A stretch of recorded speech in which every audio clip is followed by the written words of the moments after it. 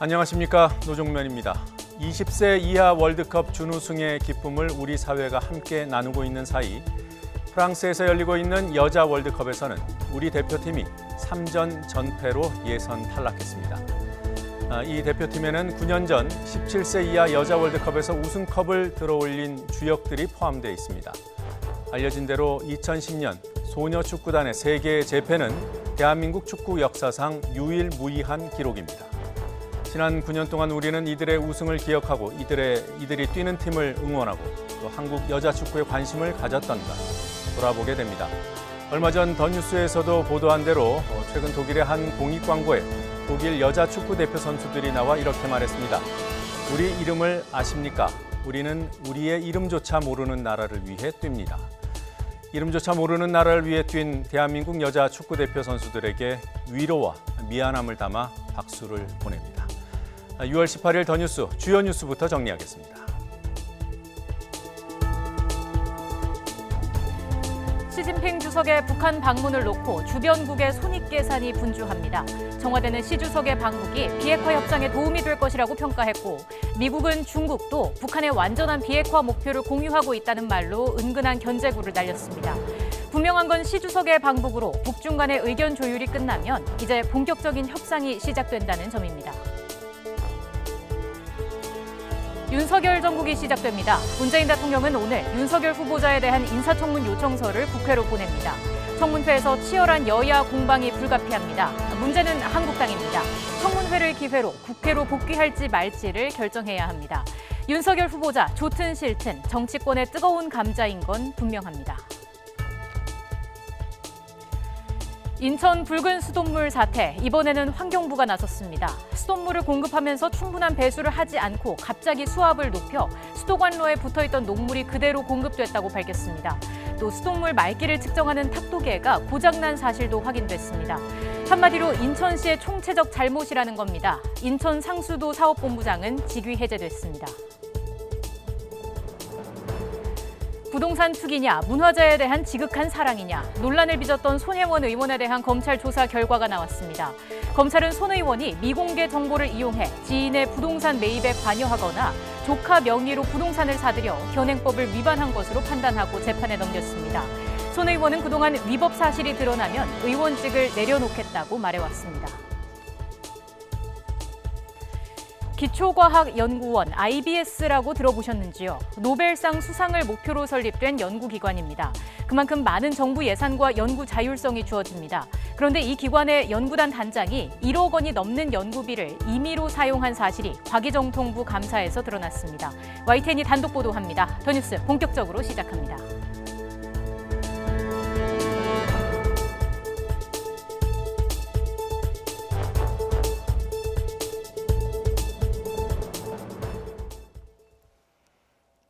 시진핑 중국 국가주석이 이번 주 목요일과 금요일 북한을 국빈 방문합니다.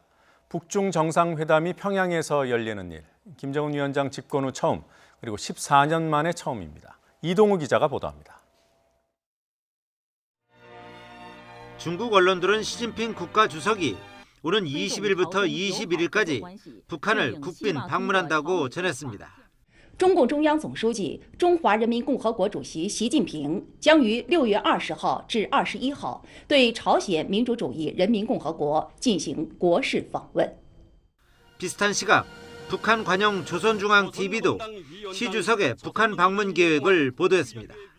김정은 동지의 초청에 의하여 중국 공산당 중앙위원회 총석이 중화인민공화국 주석 습근평 동지가 6월 20일부터 21일까지 우리나라를 국가 방문하게 됩니다.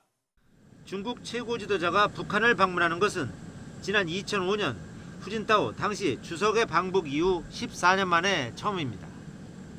시 주석도 2008년 북한을 방문했지만 당시에는 부주석 신분이었습니다.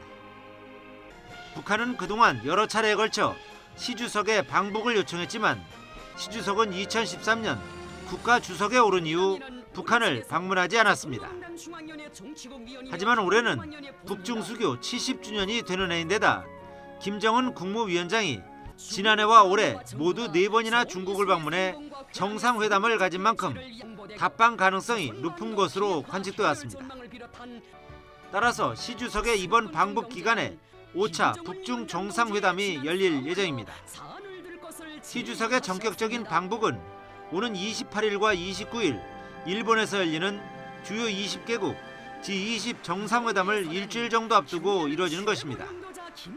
특히 이번 G20 정상회담에서는 트럼프 미국 대통령과 시 주석이 만나 양국의 최대 현안인 무역 전쟁과 함께 한반도 문제를 논의할 것으로 예상됩니다.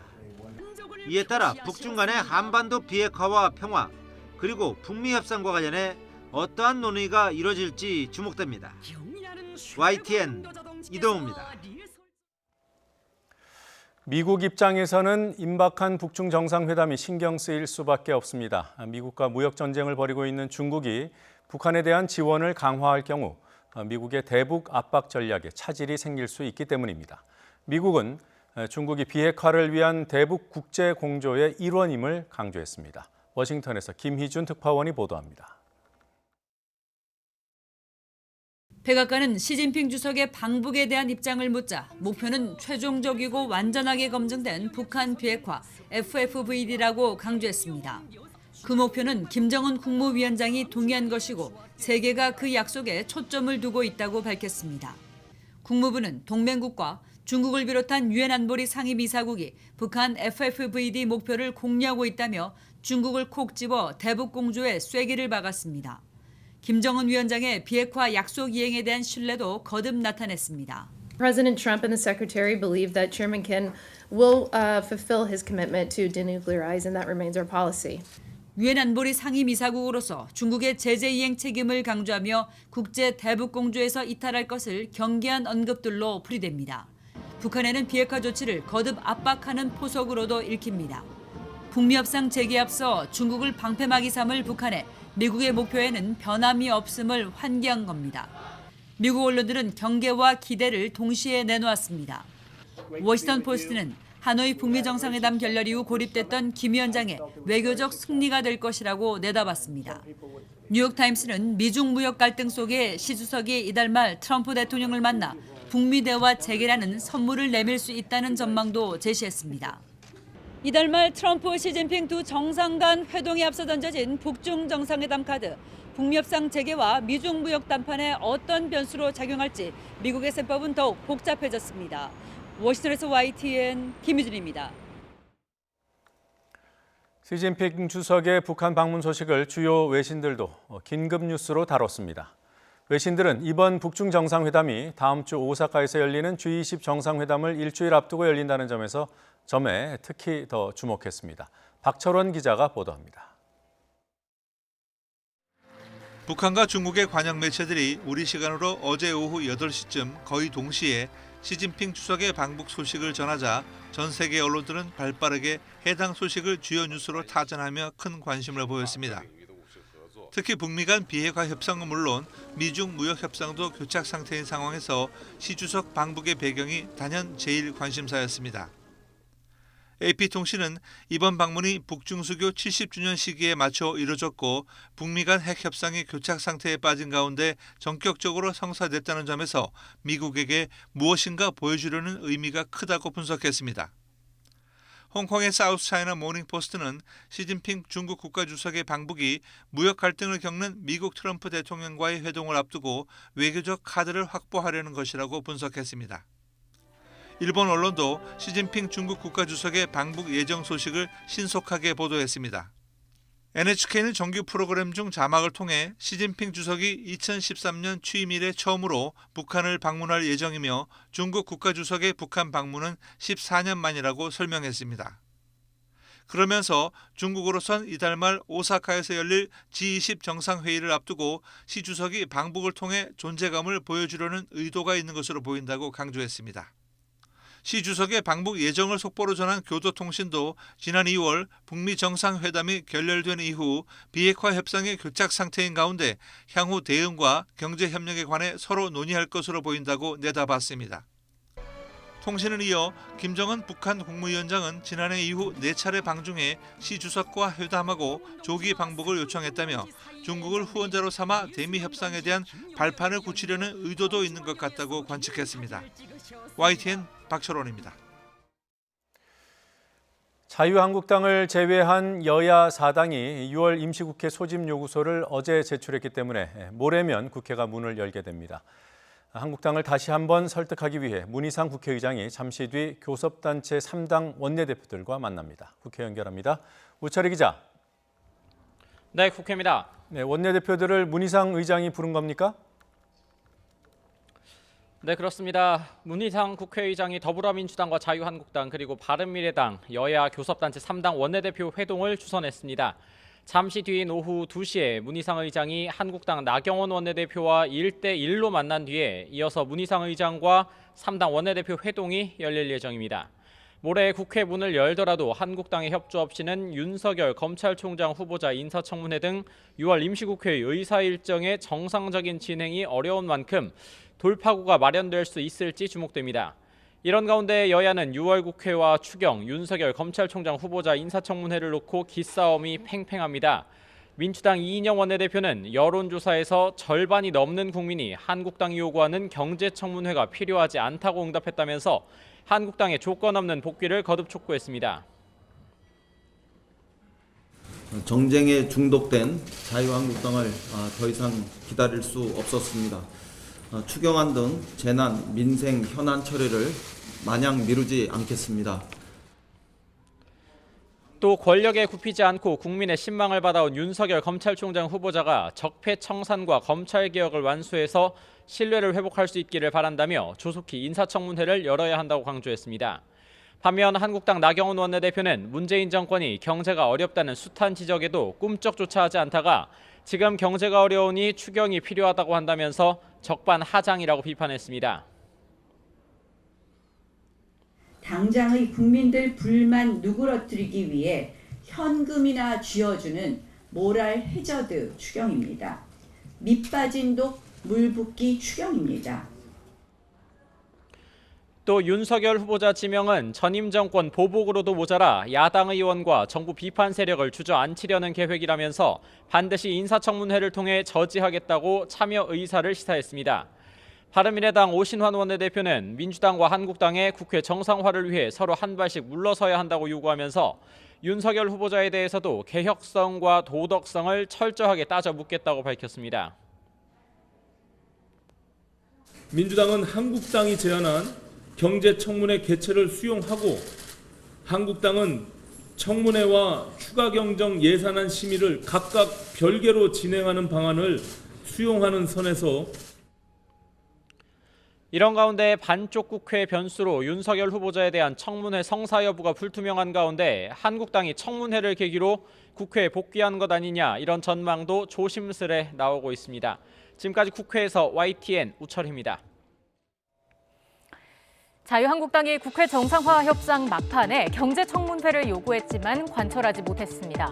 한국당을 뺀 채로 국회가 열리게 됐고 한국당은 등원 거부 입장을 굽히지 않고 있습니다. 한국당이 요구하는 경제청문회 어떤 경우에 열리는지 살펴보겠습니다. 청문회는 1988년 국회법을 개정하면서 도입됐습니다. 법에 규정된 개최 요건은 포괄적입니다. 중요한 안건 또는 국정감사나 국정조사에 필요한 경우 사실상 여야가 합의하면 무엇이든 할 수는 있습니다. 청문회 제도 도입 이후 경제와 관련한 중요한 현안을 놓고도 수차례 청문회가 열렸습니다. 중요 사례들을 하나씩 설명드리겠습니다. 50 청문회와 함께 대표적인 청문회로 꼽히는 사례는 1997년 한보 사태 청문회입니다. 부실 기업에 대한 특혜 대출과 뇌물을 통한 정경 유착의 실체가 드러났던 한보 사건. 재계 서열 14위 그룹의 부도 사태를 다뤘기 때문에 경제 청문회의 성격도 지닙니다. 정태수 회장과 현직 대통령의 아들 김현철 씨 등이 증인으로 출석해 이목을 집중시켰을 뿐만 아니라 김현철 씨의 구속으로까지 이어졌습니다. 1999년에는 IMF 환란 청문회가 열렸습니다. 한보 청문회가 권력형 비리 사건으로 다룬 정치 청문회의 성격도 띄었다면 국가 부도 사태와 경제정책 난맥상을 따진 이 청문회는 본격적인 경제 청문회로 분류할 수 있습니다. 청문회 이후 당시 외환 위기를 숨겨 국가 경제를 파탄에 이르게 한 혐의 등으로 강경식 전 경제부총리와 김인호 전 청와대 경제수석이 구속 기소됐습니다. 비교적 최근에도 경제 관련 청문회들이 열렸습니다. 그중 하나가 2013년에 있었던 가계부채 청문회입니다. 당시 1,000조 원에 육박하던 가계부채 문제와 관련해 원인을 규명하고 해소할 대책을 찾아보자는 취지였습니다. 이듬해 2월 정부는 경제혁신 3개년 계획을 통해 가계부채 관리 대책을 발표하기도 했습니다. 2016년에도 조선해운업 구조조정 청문회, 일명 서별관 회의 청문회가 있었습니다. 박근혜 정부가 청와대 서별관에서 조선해운업 구조조정 방안을 논의하고 분식 회계를 한 대우조선해양에 4조 2천억 원을 지원하기로 한 의혹과 관련한 청문회였습니다. 청문회 이후 최경환 전 경제부총리, 안종범 전 경제수석 등 서별관 회의 참석자들에 대한 수사가 진행됐습니다. 이전에 열린 경제 관련 청문회는 주로 경제 관련 대규모 비리 사건이나 유례 없는 경제 위기를 대상으로 열려왔습니다. 무엇보다 청문회 대상이 구체적이라는 공통점이 있습니다. 현재 한국당은 소득주도 성장으로 불리는 문재인 정부의 경제 정책 전반을 점검하겠다는 입장이어서 이전 사례들과 구별됩니다. 청문회가 필요한 구체적인 이유를 명확히 설명하지 못한다면 지지를 얻기는 쉽지 않을 것으로 보입니다.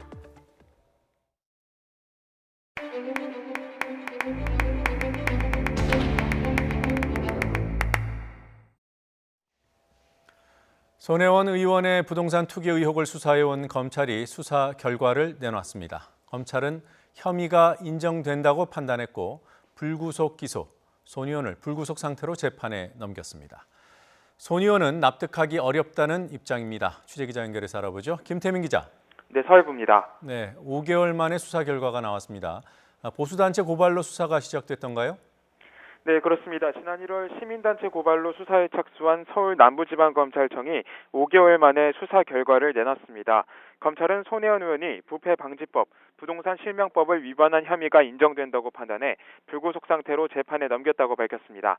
검찰은 우선 손 의원이 목포시청 관계자로부터 도시재생 사업계획이 포함된 보안 자료를 확보한 정황을 포착했습니다. 그리고 이 자료를 이용해 지인과 남편이 운영하는 재단이 사업구역에 포함된 14억 원 상당의 부동산을 매입하는 데 관여한 정황을 확인했습니다. 이에 따라 검찰은 손 의원이 공무상 알게 된 비밀을 이용해 이익을 챙겨 부패방지법을 어겼다고 결론냈습니다. 또 이 가운데 조카 명의를 빌려서 7,200만 원에 달하는 부동산을 산 부분에 대해서는 부동산 실명법 위반 혐의가 적용됐습니다. 손 의원의 보좌관 52살 A씨 역시 같은 혐의로 재판에 넘겨졌는데요. 앞서 손 의원이 넘겨받은 보안 자료를 이용해 가족 명의로 부동산을 사들인 사실이 확인됐기 때문입니다. 또 이 자료에 담긴 내용을 누설한 사실도 확인돼 공무상 비밀 누설 혐의가 추가됐습니다.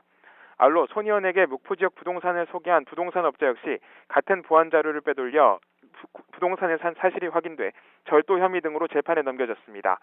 손 의원은 그동안 자신이 미공개 정보를 이용했다는 주장은 근거가 없으며 위법 사실이 하나라도 있을 경우 의원직을 내놓겠다고 말하기도 했습니다. 이번 수사 결과를 두고 손혜원 의원은 조금 전 자신의 SNS에 입장문을 게시했는데요. 검찰의 수사 결과가 다소 억지스러워 이해하기 어렵다면서도 기소 결정이 난 만큼 재판을 통해 당당히 진실을 밝히겠다고 말했습니다. 또 재판을 통해 목포의 차명으로 소유한 자신의 부동산이 밝혀질 경우 전 재산을 기부하겠다는 입장도 재차 강조했습니다. 잠시 뒤인 오후 2시 검찰은 공식 브리핑을 열고 이번 수사 경위 등에 대해 설명할 예정입니다. 지금까지 사회부에서 전해드렸습니다. 네, 인천 붉은 수돗물은 정수장을 바꿔 수돗물을 보내는 과정에서 수도관에서 녹물 등이 발생하지 않도록 천천히 수압을 높여야 하는데도 이를 지키지 않고 성급하게 관로를 바꾼 것이 원인인 것으로 밝혀졌습니다. 환경부 조사 결과 취재기자 연결해서 좀 더 상세히 알아보겠습니다. 황선욱 기자. 네, 행정부입니다. 네, 어제 인천시가 발표한 내용과 조금 다른 것 같습니다. 인천시가 급하게 관로를 바꿨다. 이것이 가장 큰 원인이라는 얘기인가요? 예, 그렇습니다. 붉은 수돗물이 나온 지역은 평소 공촌 정수장에서 물을 공급했습니다. 그런데 공촌 정수장에 원수를 공급하는 풍납취수장이 정기 점검으로 가동을 중지하자 단수를 막기 위해 부근의 수산 정수장 물을 공촌 정수장으로 대체 공급했습니다. 이 과정에서 시간을 두고 충분히 배수를 해서 수도관로에 붙어있던 녹물 등을 제거해야 하는데 이런 작업을 하지 않고 갑자기 수압을 높이는 바람에 관로의 이물질이 떨어져 나온 겁니다. 인천시의 무리한 관로 변경이 직접적인 원인이라는 게 환경부 조사 결과입니다. 상수도공사 표준 시방서에는 관로를 바꿀 때 물을 빼는 밸브를 서서히 작동해서 유속 변화로 녹물이나 관로 내부에 물때가 떨어지지 않도록 해야 한다고 되어 있습니다. 그런데 인천시는 관로를 변경하면서 밸브만 열었을 뿐 밸브 조작과 수압에 따라 수질이 어떻게 변하는지 확인을 하지 않았다고 환경부는 밝혔습니다. 네. 자, 원인 설명을 들으니 이해는 됩니다만 오늘이 벌써 20일째 아니겠습니까? 이렇게 오랫동안 문제를 해결하지 못한 이유가 뭡니까? 네, 먼저 물이 얼마나 깨끗한지 측정하는 탁도계가 고장난 것이 원인입니다. 붉은 물이 나오는데도 탁도계가 고장난 줄 모르고 수질은 이상 없다고 판단한 것으로 나타났습니다. 좀 어처구니 없는 일인데요. 정부 원인조사단이 점검 과정에서 확인하고 통보할 때까지 인천시는 열흘 이상 지나도록 고장 사실을 몰랐습니다. 또 하나 이유는 배수 작업이 신속히 이루어지지 않은 점입니다. 낮은 지역에 있는 배수 지점을 확인해서 관로에 있는 물을 빼야 하는데 관망의 높낮이를 표시한 단면도도 없는 것으로 확인됐습니다. 그러다 보니까 배수 지점을 확인하기 어렵고 소화전 위주로만 방류하는 바람에 체계적인 방류가 지연됐습니다. 수질 조사 결과에 대한 관심도 높을 것 같습니다. 수돗물은 마셔도 괜찮은 수준인가요? 네, 결론은 마시는 물로는 적당하지 않다는 겁니다. 환경부는 정부 원인조사단의 필터 성분 분석 결과 착색을 일으키는 알루미늄, 망간 등이 일정 비율 검출됐지만 수질 기준을 충족했다고 밝혔습니다. 정수기나 필터로 한번 그런 물은 마셔도 되지만 바로 마시는 것은 권장하지 않는다고 설명했습니다. 환경부는 이는 관로 노후화로 인한 물질이라기보다 관로 아래쪽에 물때 성분이 유출된 것으로 판단된다고 밝혔습니다. 다만 빨래나 설거지 같은 생활용수로 사용하는 것은 가능하다는 입장을 밝혔습니다. 지역 주민들 불편이 여간 크지 않을 것 같습니다. 현재 피해 상황은 어떻습니까? 인천시 교육청 집계를 보면 어제 오후 기준으로 붉은 수돗물 피해 학교는 서구와 영종도, 강화군 내 151곳에 달하는 것으로 나타났습니다. 생수를 구입해서 급식을 만드는 학교가 118곳으로 가장 많고 급수차를 지원받아 배식하는 학교는 14곳입니다. 이번 사태로 인천에서 제기된 민원은 2만 2천여 건으로 집계됐습니다. 인천시는 이번 사태의 책임을 물어서 상수도사업본부장과 공촌 정수사업소장을 오늘 직위해제했습니다. 인천시는 22일부터 배수 순서를 정해 단계적으로 공급을 정상화하고 늦어도 29일까지는 수돗물을 정상 공급할 것이라고 밝혔습니다. 지금까지 YTN 황순욱입니다. 기초과학연구원 IBS라는 기관이 있습니다. 노벨상 수상자를 만들자는 목표로 만들어진 연구기관입니다. 한 해 50여억 원의 정부 예산을 주무르는 연구단 단장이 연구비를 임의로 유용한 사실이 드러났습니다. 이성규 기자의 단독 보도입니다. 혈관 분야 세계적 석학으로 꼽히는 고규영 기초과학연구원 단장. 2011년 카이스트 특훈 교수로 임명된 데 이어 2015년부터 기초과학연구원 혈관연구단 단장을 겸직하고 있습니다. 혈관연구단은 2015년 7월 창단 이후 현재까지 267억 원의 정부 연구비를 지원받았습니다. 그런데 지원받은 연구비 일부를 사업단과는 무관한 연구자에게 지원한 것으로 과기부 감사 결과 밝혀졌습니다. 카이스트 소속 교수 2명에게 연구재료비 명목으로 1억 4,500만 원을 대납한 겁니다. 이들 교수는 혈관연구단 사업에 참여하지 않았고 어떤 기여도 하지 않은 것으로 과기부는 파악했습니다. 기초과학연구원 규정상 연구비를 임의로 다른 연구자에게 주는 것은 임직원 행동강령 위배입니다. 고 단장은 서류상의 문제라고 해명했습니다. 같은 과의 전문 교수 연구팀과 공동 연구를 통해 연구를 보다 더 수준 있게 진행하는 동안 발생한 서류 미비로 인한 것이기에 과기부는 기초과학연구원에 해당 감사 결과를 통보하고 관련 규정에 따라 징계를 요구할 계획입니다. YTN 사이언스 이성규입니다. 불에 취약한 국군 전투복의 문제점을 짚어보는 YTN 연속기획. 앞서 미군복에 이어 이번에는 구형 군복과 비교해봤습니다. 강정규 기자입니다. 지난 2010년까지 우리 장병들에게 보급됐던 구형 얼룩무늬 전투복. 연소 실험을 통해 신형 군복과 비교해봤습니다. 10초 만에 시료 전체가 불길에 휩싸인 신형에 비해 타는 속도가 더딥니다. 신형 원단엔 불씨가 100초 넘게 남기도 했는데 구형은 불꽃과 불씨가 거의 동시에 사라졌습니다. 5차례 반복 실험에서 나타난 가장 큰 차이는 합성 섬유가 녹아 불똥으로 떨어지는 현상이 없었다는 겁니다.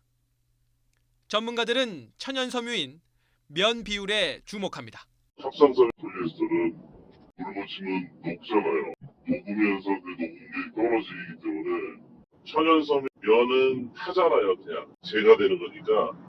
우리 군복은 과거 면 100%를 쓰다가 그 비율이 50에서 35 그리고 32%로 점점 낮아졌습니다. 최근엔 아예 면 대신 재생섬유인 레이온으로 바꾸고 불에 잘 녹는 폴리에스터 비율은 최대 78%까지 높였습니다. 2011년 신형 전투복이 찜통 군복이라는 논란에 휩싸인 뒤 쾌적함 같은 생활 편리성에 치중한 결과입니다. 옷과 옷 사이에 부딪혀서 소리가 많이 난다. 그래서 한편에 좀 불리하다는 의견이 있어서 부드러운 소재로 바꾸고 통기성을 높이자. 업체에서 찾아낸 최고의 배합 비율이 그거였던 거죠. 문제는 장병들의 생명과 직결될 수 있는 불에 대한 취약성을 간과하고 있다는 점입니다. 실제 만에 하나를 대비해야 하는 우리 군의 전투복 규격에서 화재나 폭발 등 방염 관련 항목을 전혀 찾아볼 수 없습니다. 옛날 소재보다 더 모해졌지. TV 광고나 이런 것들 보고 군지가 이런 생각 그래서 왜 우리는 저게 안 되느냐 이래서. 그렇다고 면 비율만 다시 높이면 땀복 5명을 쓴 예전 규격으로 뒷걸음질 치는 꼴이 될 수 있습니다. 이에 따라 민간기구인 한국섬유개발연구원은 우리 군이 이제껏 써본 적 없는 나일론을 도입해 불에 잘 견디는 미군식 노멜트 노드립 소재 개발을 제안하기도 했습니다. YTN 강정규입니다. 경찰이 양현석 전 YG 엔터테인먼트 대표의 성접대 의혹과 관련해 유흥업소 관계자를 불러 조사한 것으로 확인됐습니다. 서울지방경찰청 광역수사대는 최근 이른바 정마담으로 불리는 유흥업소 종사자 정모 씨를 참고인 신분으로 조사했습니다. 앞서 양 전 대표는 지난 2014년 7월 외국인 투자자들에게 성접대를 한 의혹을 받는데 정 씨는 이 자리에 업소 여성들을 동원한 당사자입니다. 정 씨는 경찰 조사에서 일부 여성들이 술자리에 간 것은 맞지만 성매매는 없었다고 진술한 것으로 알려졌습니다. 경찰 관계자는 이번 사건의 공소시효가 한 달 남짓밖에 남지 않아 신속하게 사실관계를 확인하겠다고 말했습니다. 상대방을 끈질기게 괴롭히며 극한의 공포감을 주는 스토킹 범죄가 꾸준히 늘고 있습니다. 하지만 현행법상 스토킹은 명확한 기준도 없이 경범죄로 분류돼 있습니다. 가해자에게는 범칙금 8만 원만이 부과될 뿐입니다. 박희재 기자가 취재했습니다. 진주 방화살인 사건의 피해자 19살 최모 양은 사건 한 달여 전 이미 경찰에 도움을 요청했습니다. 이웃집 남성이 집 앞까지 쫓아와 위협을 일삼았기 때문입니다. 하지만 경찰은 스토킹 의심 행위에도 경고 조치를 하는데 그쳤고 참변으로 이어지는 일을 막지 못했습니다. 특히 이번 사건의 수사나 또 조치 과정에서 드러난 여러 가지 문제들을 이게 제도적 정책적으로 말씀하신 대로 그렇게 이루어지도록 최선을 다하겠습니다. 경찰은 뒤늦게 대책을 마련하겠다고 했지만 혼자 사는 여성들은 여전히 불안에 떨고 있습니다. 일부러 집이 아닌 다른 곳에서 지하철을 내렸는데 그분이 계속 자기도 같이 내려서 저희를 따라오시더라고요. 그래서 최근에 그런 사건도 이루어지고 있는 시점에서 저희가 충분히 되게 무서웠고. 지속적 괴롭힘을 뜻하는 스토킹은 성범죄나 살인 등 강력 사건으로 이어질 가능성이 큽니다. 하지만 스토킹을 처벌할 수 있는 별도의 법안은 없습니다. 현재는 경범죄로 분류돼 범칙금 8만 원이 부과됩니다. 장난전화 범칙금과 똑같습니다. 솜방망이 처벌이라는 논란이 이어지는 사이 스토킹 범죄는 5년 만에 2배 가까이 늘었습니다.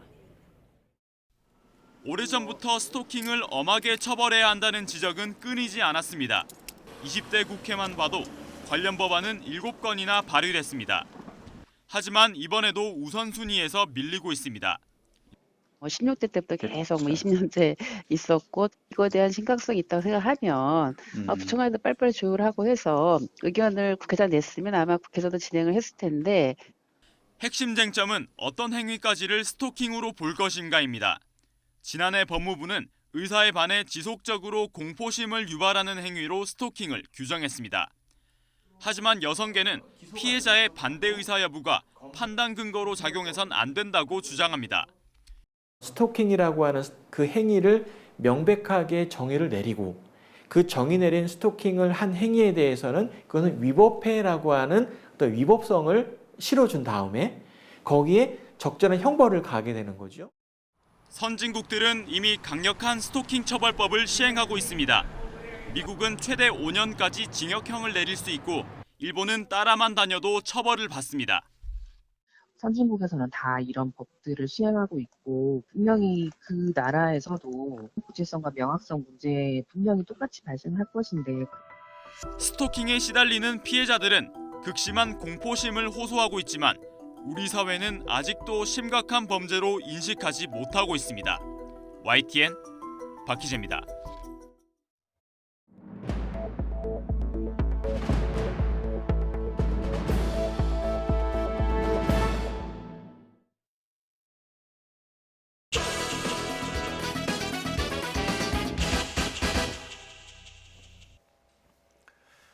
(6월) 국회가 결국 자유한국당을 제외한 여야 4당만으로 문을 열게 됐습니다.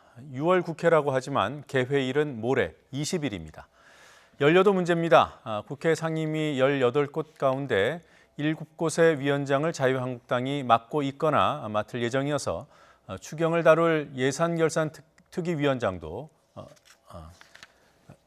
예산결산특위위원장을 포함해서 한국당 몫이 7명이군요. 국회가 무엇을 할 수 있는지 또 한국당은 어떻게 대응할지 여야 1대1 미니토론 더정치에서 짚어보겠습니다. 현근택 더불어민주당 상근부 대변인, 윤기찬 자유한국당 홍보위원회 부위원장 나오셨습니다. 어서 오십시오. 안녕하세요. 자, 6월 국회 목요일 오후에 열리게 되는 건가요? 목요일에 열리는 건 맞는데 이제 오후가 될지는 아마 오늘 2시에 국회의장이 여야 교섭단체 대표를 불러서 시간을 정할 것 같은데 거기서 정해질 것 같습니다. 그러니까 법상으로는 이제 72시간 3일 후에 열리게 돼 있지만 뭐 국회 일정이라는 게 반드시 뭐 법상으로 가는 게 아니기 때문에 아마 오늘 아마 국회의장과 여야 3원내 교섭단체 대표 간의 어떤 모임에서 아마 시간이 정해지지 않을까 보고 있습니다. 예, 뭐 법에 72시간으로 되어 있는 거는 강제 규정은 아니라는 말씀이시군요. 그 이후에 열리면 된다는 것이죠. 이후에 열리면 된다? 네, 알겠습니다. 그러니까 어제 오후에 제출이 됐으니까 빨라야 목요일 오후가 되겠네요. 그렇죠. 네. 지금 뭐 어떤 활동이 준비되고 있습니까? 국회가 열리면 할 수 있는 게 뭐가 있죠? 가장 중요한 건 일단 추경이겠고요. 추경은 아시다시피 일단 각 시정연설을 해야 되고요. 그다음에 각 상임위에서 예비 심사를 합니다. 그다음에 이제 예결위에서 결의를 하고 본회의를 넘어가게 돼 있고 그동안 이제 민생 법안이 각 상임위마다 걸린 게 굉장히 많습니다. 그동안 이슈가 됐던 게 이제 소방직 국가직과 같은 건 아마 행안위에서 하게 될 것 같고요.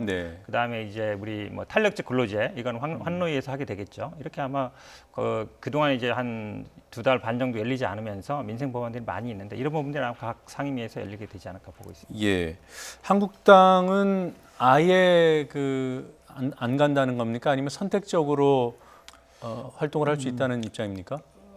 가장 최근의 입장은 이제 선택적으로 한다는 입장으로 알고 있고요. 그 가장 최근이 오늘인가요? 예. 그래서 뭐 전면 보이콧 내지 이런 부분에 대한 당론은 결정되지 않았지만 이제 그 전반적인 보이콧보다는 선택적으로 여당에 대해서 견제 기능을 하든가 아니면 협조하든가 이렇게 한다는 입장으로 알고 있습니다. 아, 그렇군요. 이게 그 전면 보이콧으로 저희가 알고 있었는데 민주당은 그렇게 파악하고 있었나요? 지금 얘기 나오는 게요. 그러니까 그동안 이제 투트랙 얘기하면 장외에서 하고 그다음에 이제 장내에서 한다는 건데 지금 아마 이제 인사청문회 윤석열 후보자죠. 후보자 인사청문회에는 들어와서 뭐 저지하겠다 이렇게 입장을 밝히고 나경원 원내대표가 밝히고 있어요. 근데 솔직히 말씀드리면 어찌 보면 이제 국회를 들어오는 명분은 아닌가 싶어요. 이미 이제 사실은 뭐 국회 일부를 들어오고 그러니까 예를 들어서 인사청문회는 하고 다른 만약에 예결위는 안 하든지 이렇게 하긴 사실 어렵거든요. 한다 그러면 하는 것이고 만다 그러면 마는 것인데 지금 아마 조금 애매한 입장이긴 하지만 그래도 무게 중심은 나경원 원내대표 같은 경우에는 원내 복귀 쪽으로 약간 와 있지 않나. 그리고 그 명분을 윤석열 후보자 인사청문회로 잡고 있는 게 아닌가 이렇게 보고 있습니다. 예, 인사청문회를 통해서 저지한다고 했는데 그게 물리저지가 아니라 하여튼 그 임명이 안 되도록 그런 노력을 한다는 취지죠. 근데 인사청문회가 보면요, 그동안 네. 아마 물론 윤석열 후보자 같은 경우에는 뭐 재산 문제라든지 아니면 이제 정모 문제라든지 나올 것 같긴 한데 그런 게 대부분 그동안 보면 이제 언론에서 이미 많이 나오고요. 네. 인사청문회에서는 사실 어찌 보면 이제 그 언론에 나온 걸 재확인하는 과정인데 네. 뭐 다 아시겠지만 법적으로 인사청문회 검찰총장 같은 경우에는 강제 사항은 아니거든요. 국회에서 반드시 통과되는 건 아니에요. 그렇게 본다 그러면 나경원 원내대표가 지금 인사청문회에서 저지하겠다라는 어떤 명분이 복귀의 명분이 아닌가 이렇게 볼 수밖에 없는 것 같습니다. 그렇지 않고요. 저희가 뭐 인사청문회를 계기로 해서 복귀한다는 입장은 아니고요. 이전에 저희 입장 말씀드렸듯이 그 기존의 패스트트랙에 대한 유감 표명, 사과, 그다음에 합의 처리한다라는 문구가 주어지지 않는 한 일단 복귀는 생각하고 있지 않다. 경제청문회 부분도 저희가 뭐 이걸 조건으로 들어간다 안 들어간다 이런 의사표를 한 것은 아니고 필요하다라는 입장이죠. 새로운 조건을 건 게 아니고 기존 저희 입장이 변함이 없다. 이게 현재 저희 입장입니다. 근데 지금 그러니까 인사청문회에 들어간다. 이게 이제 선택적 복귀라는 그 대상인가요? 그러니까 예를 들어서 저희가 상임위 활동도 뭐 절반 상임위지만 기존에 뭐 간담회도 하고 또 현장 찾아가서 여러 가지 활동도 하고 해왔거든요. 근데 이제 지금 전면적으로 복귀하지 않는다는 거죠. 여당이 그 원하는 대로. 뭐 그 안에는 이제 추경이 있습니다만은. 근데 이제 변호사님 말씀하신 것처럼 인사청문회를 계기로 해서 명분 삼아서 복귀한다 이런 입장은 아니다라는 말씀입니다. 여하튼 인사청문회는 참여를 한다는 거죠. 그런 입장입니다. 네. 그 추경 관련해서 이제 대통령 시정연설, 대통령이 직접 좀 연설 기회라도 달라라고 언급한 적도 있었고요. 지금 뭐 국회를 소집한 여야 4당이 시정연설 일정은 지금 잡고 있나요? 그것도 아마 우리 당에서는 아마 20일 내로 열리면 바로 추진한다는 입장입니다만 20일 그렇죠. 열리자마자 20일이나 아니면 뭐 늦어도 21일 이번 주 내에 한다는 방침이지만 그것도 제가 보기에는 아마 국회의장님과 여야 3당 원내대표 대처 간에 정해서 아마 일정을 정할 것 같습니다. 그러니까 물론 이게 뭐 우리 당이 당연히 한다고 해서 상대방이 받는 게 아니기 때문에 아마 오늘 아마 2시에 하는 모임에서 그런 틀이 나오지 않을까 봅니다. 예. 만약에 추경 관련 시정연설이 이제 일정이 나오고 또 뭐 의장도 만약에 그렇게 되면은 한국당에 참석을 요청하지 않겠습니까? 시정연설에도 안 들어가는 건가요? 아직 그에 대한 당론은 정해진 게 없고요. 지금 이제 의장께서 2시에 각 원내대표 3분 만나 뵙는다고 하시는데 그것이 국회 복귀에 대한 어떤 설득 자리 겸 이제 회기 전체 일정을 잡는 자리 같아요. 회기 전체 일정 잡고 그 자리에서 협의가 안 되면 의장이 잡을 수 있는 거니까 그 뒤에 이제 당일 일정, 시정연설 말씀하셨는데 그 부분도 마찬가지로 협의를 하는 것이 관례였기 때문에 그런 절차적 차원인 것으로 보이고요.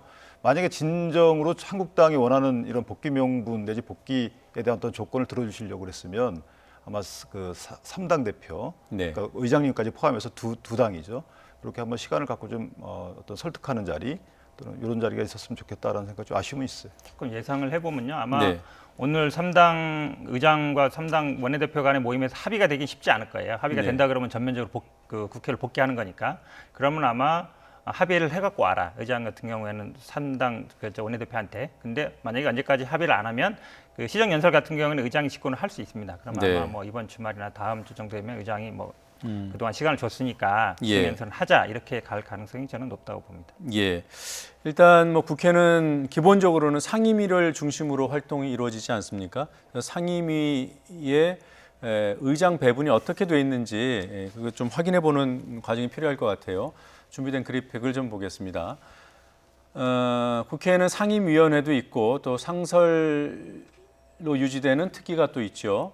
이 상임위와 상설 특위를 합해서 이제 18곳 가운데 더불어민주당에서 위원장을 맡고 있는 곳이 8곳, 또 자유한국당이 현재 위원장을 맡고 있는 곳이 6곳, 그리고 공석인 곳이 한 곳 있습니다. 예결특위인데요. 이곳은 한국당 몫이기 때문에 사실상 한국당의 위원장 몫이 7곳이고요. 바른미래당 2곳, 민주평화당 1곳 이렇게 배분이 돼 있습니다. 지금 제가 이제 방송 전에 확인해 보니까 자유한국당 위원장 맡고 있는 상임위가 경제 관련 상임위들이 많아요. 열 수도 있습니까? 그것도 선택적인 국회 가동 대상 중에 들어가 있습니까?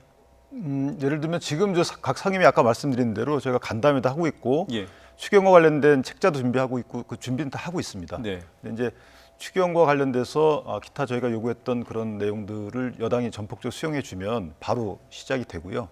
그렇지 않으면 아직까지는 그렇지 않으면 추경 관련 그 국회 활동에 협조하지 않는다가 예. 현재까지 저희 입장입니다. 지금 경제청문회를 요구하고 있잖아요. 네네. 지금 조금 전에 그 정상화의 조건이 아니라고 했지만 아무리 이해를 해도 이해가 잘 안 됩니다. 국회 정상화의 조건 같아요. 아닌가요? 그러니까 조건이라고 하면 네. 예를 들어 저희가 기존에 요구했던 뭐 패스트트랙에 대한 유감 내지 사과, 그다음에 네. 합의 처리한다라는 보장 이런 것들을 더해서 이제 청문회가 없으면 이걸 들어줘도 국회 복귀 안 하겠다. 이것이 이제 조건이라고 저희가 명명할 수 있는 것인데 그런 건 아니라는 거죠. 그러니까 패스트트랙 사과 철회가 있으면은 경제청문회는 안 들어줘도 된다. 그런 의미에서 조건이 아니다. 그렇죠. 그러니까 사과하고 그다음에 이제 앞으로 합의 처리한다. 예. 합의 처리한다라는 요 두 가지 저희가 내걸었던 어떤 조건을 들어준다면 예. 경제청문회가 이 그 국회 등원에 조건적으로 작용한다는 건 아니다. 단 필요하긴 한데 네. 이것이 없으면 저희가 국회 등원을 하지 않겠다. 이런 취지는 아니라는 거예요. 네, 뭐 하위 조건 정도로 이해하면 되겠습니까? 네, 네. 될 것 같습니다. 경제청문회 언론에 나온 것과는 좀 다르게 말씀하시는데 그동안 이렇게 저희 당에서 많이 비판했던 게 패스트트랙 철회, 그다음에 사과 아니면 뭐 그게 결국은 이제 합의 처리한다는 것인데 그거에다 플러스 이제 경제청문회를 넣었다. 지금 왜 조건이 자꾸 더 늘어나느냐 예. 이렇게 왔던 건데 지금 조건이 아니시라 그러면 그럼 뭔지 잘 이렇게 이해가 안 가는데 사실 이제 경제청문회 앞에도 나왔습니다만 그 동안은 어찌 보면 뭐 한보라든지 아니면 IMF라든지 아니면 뭐 가계부채라든지 어떤 특정한 사안에 대해서 그다음에 더 중요한 게 뭐냐면 그게 그 시기에 굉장히 중요한 이슈가 돼요. 이슈가 예. 돼서 이게 뭐 수사도 되고 아니면은 뭐 이런 뭐 감사원 감사도 가면서 어쩌면 사회적 굉장히 이슈가 돼야 되는데 지금 말씀처럼 막연하게 경제가 어렵다. 이거는 사실 어찌 보면 이렇게 트렌드거든요. 방향이거든요. 경제가 사실 좋았던 적은 많지 않습니다. 대부분. IMF 위원은 굉장히 어찌 보면 경제 성장률이 점점 낮아지고 있는데 그렇게 본다 그러면 경제 청문회라는 건 제가 보기엔 용어 자체로 좀 성립하기 어려운 게 아닌가라고 봅니다. 네. 여하튼 뭐 경제청문회는 그 여야가 합의를 해야 열릴 수 있는 거고요. 자, 상임위가 열릴 수 있는지를 조금 더 따져보겠습니다. 상임위는 보통은 이제 상임위원장이 소집을 한다고 하더군요. 네. 근데 이제 간사들하고 협의를 해야 되죠. 네, 그렇게 되어 있습니다. 만약에 민주당이나 바른미래당 소속인 위원장이 한국당 간사와 협의를 하겠다. 이러면 한국당은 협조 안 합니까? 근데 이제 협의이기 때문에 예. 간사와 그러니까 협의라는 것이 있고 이제 합의하고 약간 다르거든요. 그렇죠. 그래서 네. 협의라는 절차를 거치되 만약에 협의가 이루어지지 않으면 위원장이 소집할 수 있는 것으로 네. 그렇게 일단 국회법상 해석은 돼요. 그래서 네. 협의 절차를 거친 후에 뭐 민주당 소속 위원장인 상임위는 수집 절차를 의사 진행을 할 수 있죠. 그 예. 부분은. 근데 이제 저희 한국당이 위원장인 이제 상임위가 다소 좀 문제가 되는 것 같아요. 보니까.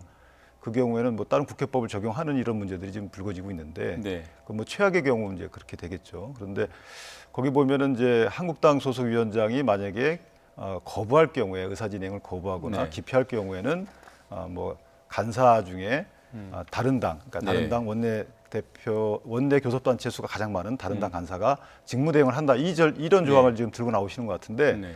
사실은 이제 그 거부하거나 기피하지는 않을 가능성이 크거든요. 예를 들면 협의해 와라 이럴 수 있는 겁니다. 예. 위원장이 각 간사단한테 이거 의사일정 협의해 오세요 이렇게 하면 그것이 거부 내지 기피라고 보기는 어려운 거거든요. 따라서 그 해당 조문이 적용되기는 어려운 거고 또 하나는 만약 그렇게 강행을 했다 하면 그것이 나중에 법적 판단의 대상이 되기 때문에 더욱더 혼란스러워진다. 그런 차원에서 보면 민주당 입장에서도 이런 그 법조항을 토대로 해서 강행하지는 않을 것이다라고 예. 저는 생각하고 있습니다. 일단 뭐 저희가 준비된 그래픽으로 국회 조항을 좀 확인하고 가죠. 자, 국회법 52조의 상임위원회를 열 수 있는 여러 이제 과정들을 규정하고 있는데 제 그 3호에 보면 제적위원 4분의 1 이상의 요구가 있을 때 열도록 돼 있습니다. 이 경우에 그 위원장이 열어야 되는 거 아니에요? 그러니까 지금 국회의원 75명 4분의 1 이상이 해가지고 국회가 소집된 것처럼 네. 개회는 됩니다. 저렇게 해가지고 열 수는 있어요. 각 그런데 상임위원회도 의사일정 내지 개회 그 시간 이런 것들은 또 간사하고 협의를 해야 되는 거예요. 협의해서 네. 정하도록 돼 있기 때문에 위원장이 그런 절차 진행을 안 할 경우에 그 뒤에 제가 아까 말씀드린 대로 그런 법적 다른 조항을 적용해가지고 할 수 있는지 여부에 대한 말씀 제가 드린 겁니다. 그러니까 저렇게 요구했는데 이후에 이 의사 일정이 진행이 안 되면은 기피라고 보고 다른 소속 그 의원들이 직무대행을 지정해 달라고 요구할 수 있을 것이고 그것도 거부하면은 그 한국당을 제외한 다른 당의 그 수가 가장 많은 교섭단체의 간사가 대행을 하도록 국회법은 그렇게 규정되어 있는 거 그렇게 아니에요? 이제 해석을 하시는 분이 있고요. 네. 이제 저희가 해석할 때는 기피나 거부라는 것이 아무것도 안 하는 거예요. 예를 들면 지금 저렇게 개회가 됐다고 치면 네. 개회된 이후에 의사일정을 정해야 됩니다. 그 의사일정 정하는 데 있어서 위원장이 간사와 협의를 하게 돼 있는데 네. 간사단에게 협의해 오세요라고 하게 되면 네. 그것이 기피 내지 거부로 평가될 수 있는지에 대한 문제가 있다는 거죠. 저희는 다르게 해석을 한다는 겁니다. 제가 좀 반론을 안 할 수가 없는데요. 예. 지금 만약에 위원장이 가서 협의를 해오세요 한다는 거는 이제 한국당을 위원장을 맡고 있는 분들이 국회에 복귀했다는 걸 전제로 하는 겁니다. 복귀 안 한 상태에서 뭐 협의해 오세요 할 수가 없잖아요. 그럼 이제 복귀를 해야 되는 것이고 그다음에 앞에 말씀하실 때 협의라는 거는 말 그대로 협의를 해오십시오. 합의가 아니라 예. 협의가 안 되면 위원장이 할 수 있는 건데 만약에 협의가 안 된다는 걸 이유로 해서 만약에 안 한다 그러면 당연히 기피가 되는 것이죠. 거부가 되는 것이지 않겠습니까? 지금 아까 앞에 말한 거하고 합의가 아니라 협의다는 거하고 약간 모순되는 근데 이제 것이죠. 그거는 해석과 관련된 문제긴 한데 협의를 언제까지 어느 방식으로 할지에 대한 이 부분은 위원장한테 재량이 있는 거라서 당장 협의해 오세요 했는데 그걸 그렇게 미루고 있다고 해서 그것이 기피 내지 거부로 평가한다는 것은 있을 수 없는 거고요. 여하튼 한국당은 위원장을 맡고 있는 상임위만큼은 가동이 안 되도록 하는 방향으로 법규도 해서 그런 방법도 고려하고 있다는 취지의 말씀드립니다. 굉장히 그 뭐라고 할까 좀 좋게 얘기하면 유연하게 네. 또는 정치하게 지금 저는 상임위가 그럴 열리지 않게 준비를 하고 있다는 것 가능성은 같아요. 많지 않다고 봐요. 왜냐하면 일단 뭐 와서 이제 협의하라는 얘기는 일단 복귀한 거기 때문에 복귀한 다음에는 그 다음에 다시 거부할 명분이 없거든요. 그 복귀한 상태에서 방망이만 쥐고 있는 상태에서 회의 진행 안 한다.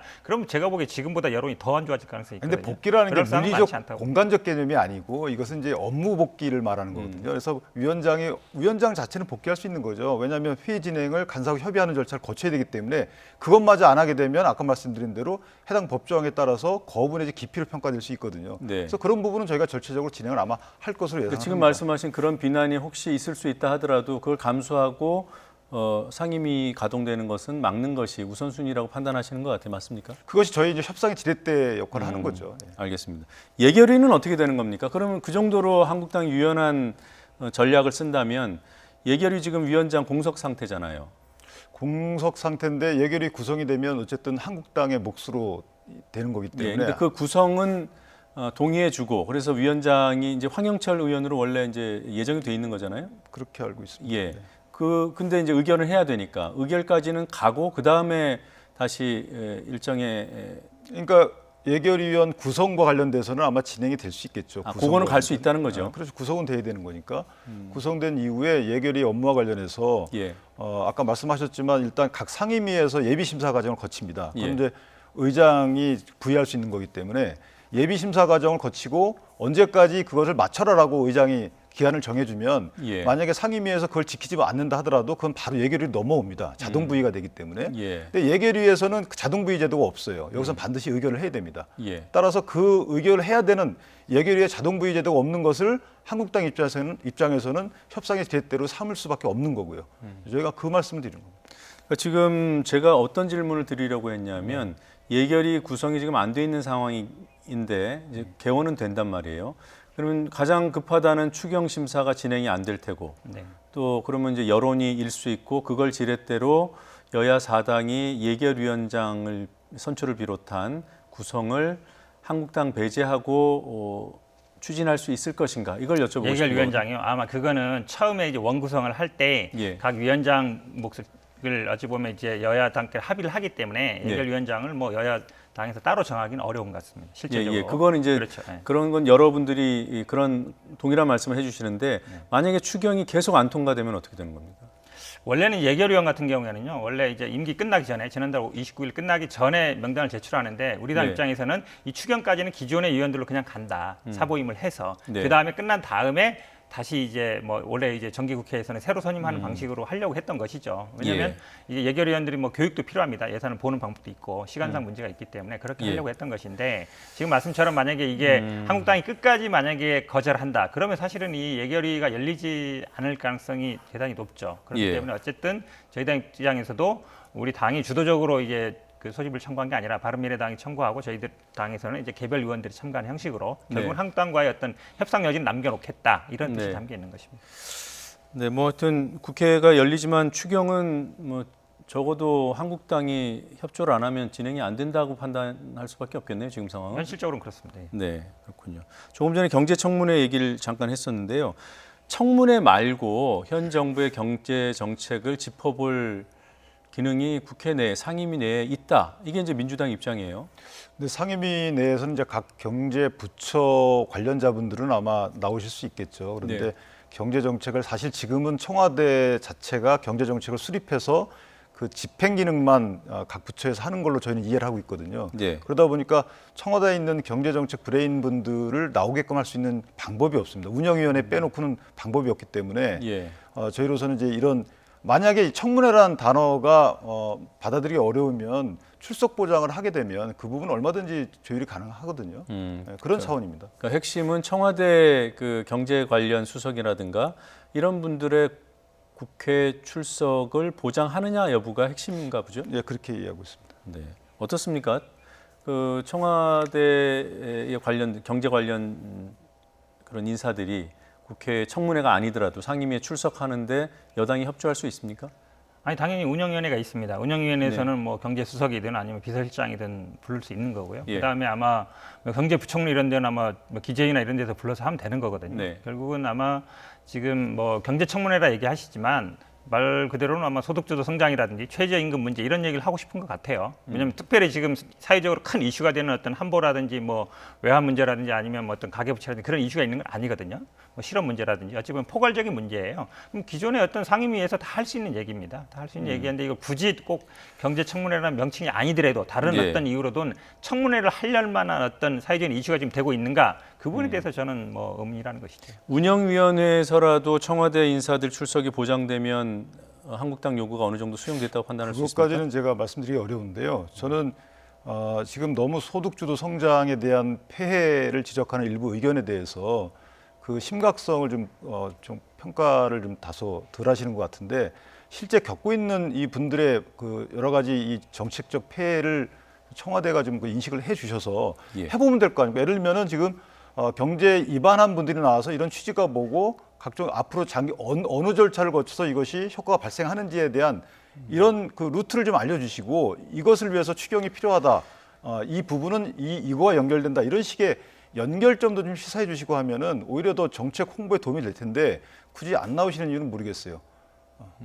저는 사실은 가장 이 청문회가 문제됐던 게요.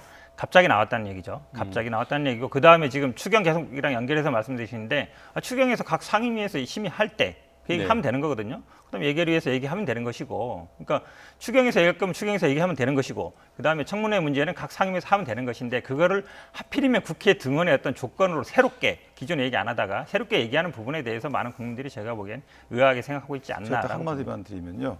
그 청문회 부분은 이전에 나왔던 얘기예요. 이게 사실은 나경원 원내대표가 한 말을 가만히 이렇게 분석해 보면 이전에 청문회를 했으면 좋겠다라고 분명히 의사 전달을 했다고 말을 밝히고 있고요. 이것이 부각되지 않았을 뿐입니다. 그리고 조건으로 거른 바 없고요.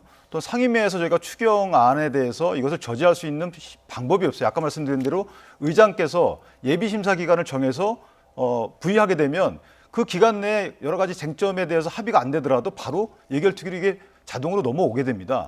따라 상임위원회에서 여당의 위원장인 상임위원회에서 저희가 할 수 있는 역할이 사실상 없어요. 협상이 됐다가.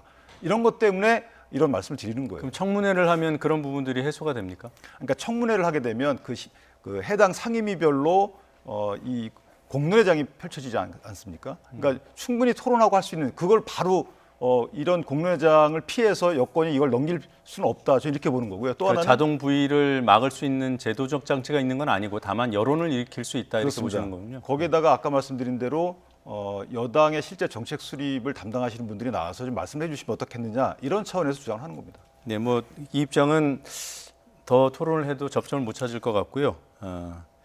한국당이 국회에 뭐 그게 뭐 선택적 복귀든 활동이든 그 뭐 표현은 뭐 잘 모르겠습니다만 어쨌든 국회에 완벽하게 복귀하는 건 아니잖아요. 그러면 다른 활동 어떤 걸 하게 됩니까? 장외투쟁을 합니까?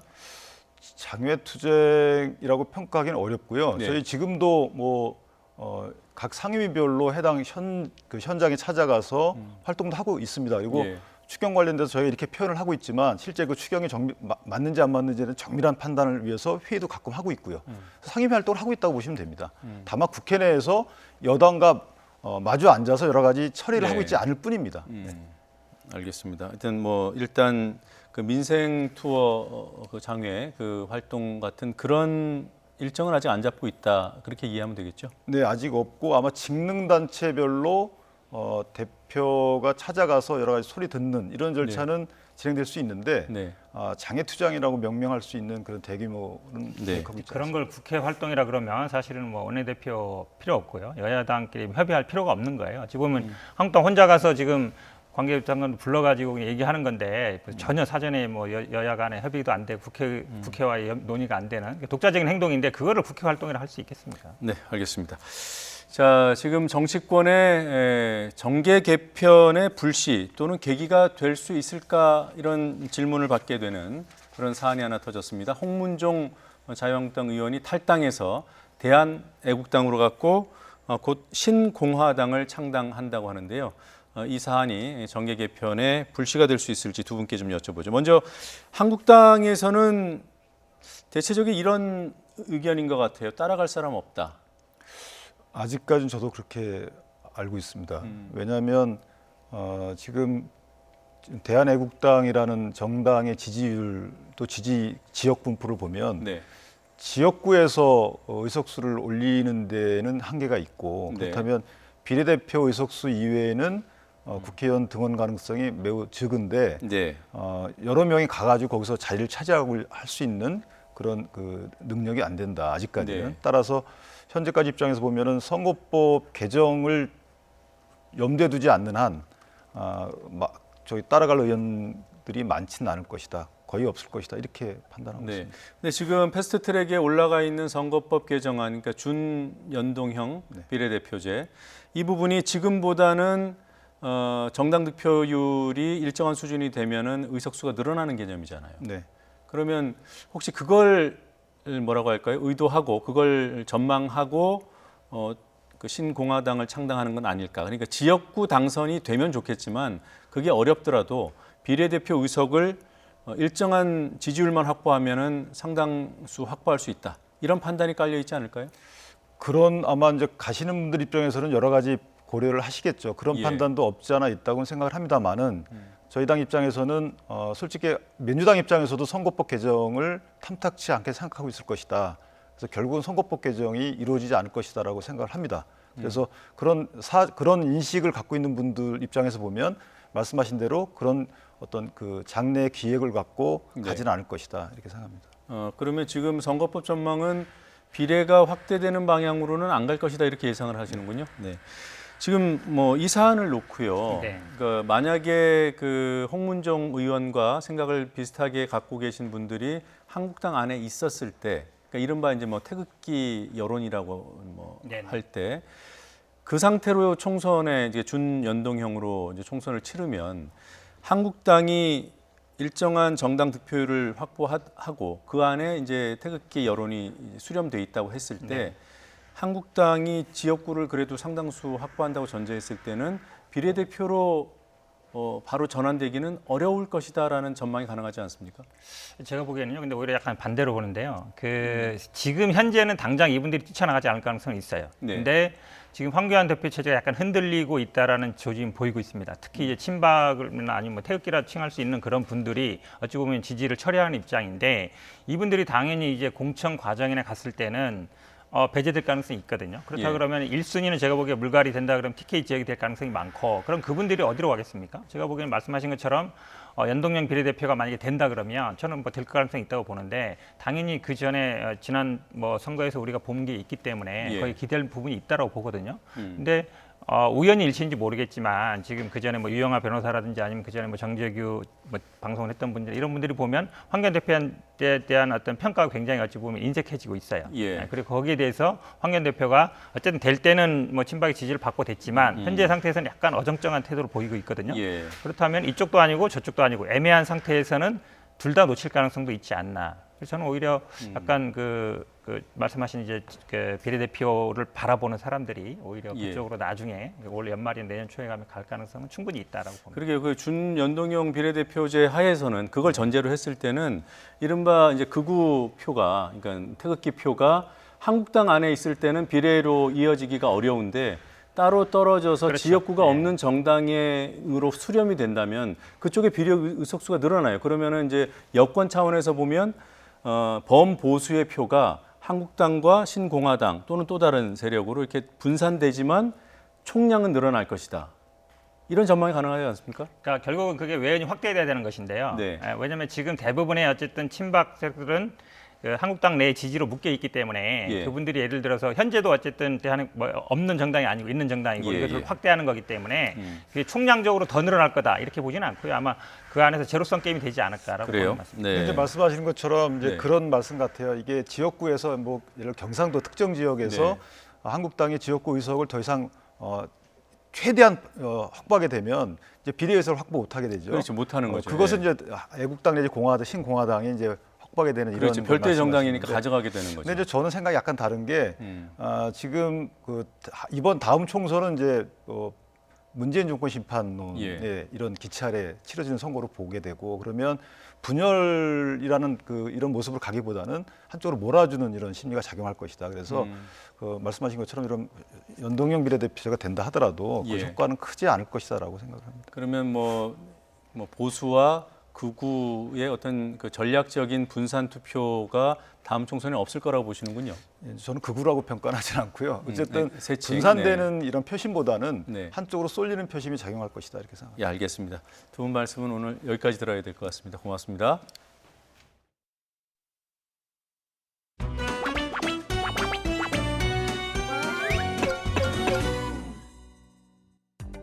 자유한국당의 무책임한 정치 파업에 여야는 물론 국민들의 인내심도 바닥이 났습니다. 우리 경제의 활력과 민생 안정을 위해 조속한 추경 처리와 경제 민생 법안 처리가 시급합니다. 그러나 자유한국당의 관심사는 오로지 국정 발목 잡기밖에 없습니다. 무책임한 정치 파업에 여야는 물론 국민들의 인내심도 바닥이 났습니다. 이 문재인 정권과 여당을 한번 보십시오. 사면 초과에 빠진 대한민국이 온통 친문 절대 권력의 완성을 향한 외침으로 가득합니다. 대한민국이 사면 문가입니다. 사방이 문재인 창가입니다. 대한민국이 사면 문가입니다. 6월 임시국회는 어제 출발했지만 탑승 기회는 아직 남아 있습니다. 지금이라도 민주당과 자유한국당이 한 발씩 양보하고 결단한다면 산적해 있는 민생 법안 처리와 추경안 심의를 정상적으로 진행할 수 있는 것입니다. 6월 임시국회는 어제 출발했지만 탑승 기회는 아직 남아 있습니다.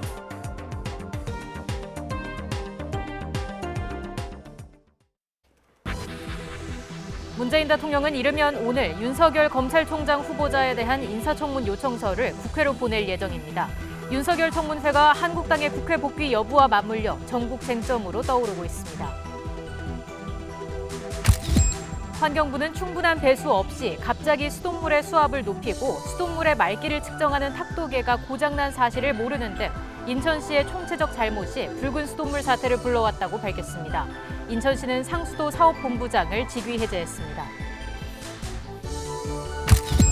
검찰은 손혜원 의원이 미공개 정보를 이용해 지인의 목포 부동산 매입에 관여하거나 조카 명의로 부동산을 사들였다고 보고 손 의원을 불구속 상태에서 재판에 넘겼습니다. 손 의원은 검찰의 수사 결과를 납득하기 어렵다며 재판을 통해 진실을 밝히겠다고 말했습니다. 한국은행이 국내 기업 3천여 곳을 표본 조사한 결과 매출은 1년 전보다 2.4% 감소하고 영업이익률은 2.2%포인트 떨어지는 등 지난 1분기 기업의 성장과 수익, 안정성이 모두 악화한 것으로 나타났습니다. YG 엔터테인먼트 양현석 전 대표의 성접대 의혹을 조사하고 있는 경찰이 유흥업소 관계자 정모 씨를 불러 조사했습니다. 정 씨는 여성들이 술자리에 간 것은 맞지만 성매매는 없었다고 진술한 것으로 알려졌습니다. 기초과학연구원 IBS 혈관 연구단 단장이 1억 원이 넘는 연구비를 사업단과 무관한 동료 교수의 연구 재료비로 사용했다가 과학기술정보통신부 감사에서 적발된 사실이 YTN 취재 결과 확인됐습니다. 20일째 계속되어 온 인천 붉은 수돗물 사태, 정부의 원인 조사 결과가 나왔습니다. 정수장을 바꿔서 수돗물을 보내는 과정에서 천천히 수압을 높여야 하는데도 이를 지키지 않고 성급하게 관로를 바꾼 게 주된 원인으로 밝혀졌습니다. 취재기자 연결합니다. 김정혜 기자. 네, 김정혜입니다. 네, 결국은 그 원칙과 매뉴얼을 따르지 않았기 때문이다, 이렇게 볼 수 있겠군요. 그렇습니다. 20일째 계속되는 인천 붉은 수돗물 사태는 원칙과 절차를 무시한 작업 때문이라고 정부 합동조사단은 발표했습니다. 붉은 수돗물이 나온 지역은 평소 공촌 저수장 물을 공급받았습니다. 그런데 이곳에 원수를 공급하는 풍납취수장이 전기 점검 때문에 가동을 중지하자 단수를 막기 위해서 부근 정수장 물을 끌어왔습니다. 수계 전환을 한 건데 이렇게 하려면 먼저 충분한 시간 동안 물을 내보내서 수도관로에 붙어있는 녹물을 제거하는 게 원칙이라고 합니다. 하지만 당시에는 이런 작업이 없었던 것으로 확인됐습니다. 오히려 수압을 2배 이상 높여서 물을 끌어오는 과정에서 용수 공급관에 붙어있던 이물질들이 떨어져 나왔습니다. 상수도공사 표준시방서에는 관로를 바꿀 때 물을 빼는 밸브를 서서히 작동해서 유속 변화로 녹물이나 관로 내부의 물때가 떨어지지 않게 해야 한다고 되어 있습니다. 그런데 인천시는 관로를 변경하면서 밸브만 열었을 뿐 밸브 조작과 수압에 따라 수질이 어떻게 변하는지 확인하지 않았다고 환경부는 밝혔습니다. 네, 또 하나 궁금한 것이 오늘이 벌써 20일째입니다. 이렇게 오랫동안 일이 해결되지 않은 이유가 뭡니까? 네, 물이 얼마나 깨끗한지 측정하는 탁도계가 고장난 게 원인입니다. 붉은 물이 나오는데도 탁도계가 고장난 걸 모르고 수질이 이상이 없다고 판단했던 것으로 나타났습니다. 정부 원인조사단이 점검 과정에서 확인하고 통보할 때까지 인천시는 열흘 이상이 지나도록 고장 사실을 몰랐습니다. 수질 조사 결과 마시는 물로는 적당하지 않다는 결과도 오늘 나왔습니다. 환경부는 정부 원인조사단의 필터 성분 분석 결과 착색을 일으키는 알루미늄과 망간 등이 일정 비율 검출됐지만 수질 기준은 충족했다고는 설명했습니다. 다만 빨래와 설거지 등 생활용수로 사용하는 것은 가능하다고 입장을 밝혔습니다. 아무래도 지역 주민들 불편이 여간 크지 않을 텐데요. 현재 피해 상황 어느 정도입니까? 네, 인천시 교육청의 집계를 보면 어제 오후 기준으로 붉은 수돗물 피해 학교는 서구 영종도 강화군 내 초중고등학교와 유치원 151곳에 달하는 것으로 나타났습니다. 생수를 구입해서 급식을 만드는 학교가 118곳으로 가장 많고 급수차를 지원받아서 배식하는 학교가 14곳입니다. 외부 위탁급식을 하는 학교가 8곳, 자체 조리를 하지 않고 대체 급식 중인 학교가 11곳으로 사태 초기인 지난 4일에 66곳보다 대폭 줄었습니다. 또 이번 사태로 인천에서 제기된 민원은 2만 2천여 건으로 집계가 됐습니다. 인천시는 이번 사태의 책임을 물어 상수도 사업본부장과 공촌 정수사업소장을 오늘 직위에 제했습니다.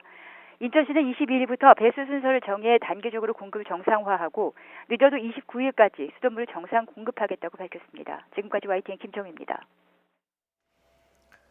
시진핑 중국 국가주석의 북한 방문 계획이 발표되면서 비핵화 협상에 어떤 영향을 미칠지 관심이 커지고 있습니다. 시 주석 방북이 비핵화 협상을 촉진할 수 있다는 전망도 있지만 미중 무역 전쟁의 소용돌이 속에서 상황이 나빠질 가능성도 있다는 우려가 나옵니다. 왕선택 통일외교 전문기자 연결해서 시 주석의 방북과 관련한 사안 점검해 보겠습니다. 왕선택 기자. 네, 왕선택입니다. 네, 먼저 긍정적인 전망부터 짚어보죠. 네. 시진핑 주석의 북한 방문이 북한 핵 협상을 촉진할 것이다. 이런 전망의 근거가 뭡니까? 네, 지금 하노이 정상회담 이후에 북미 비핵화 협상 교착 국면이었습니다.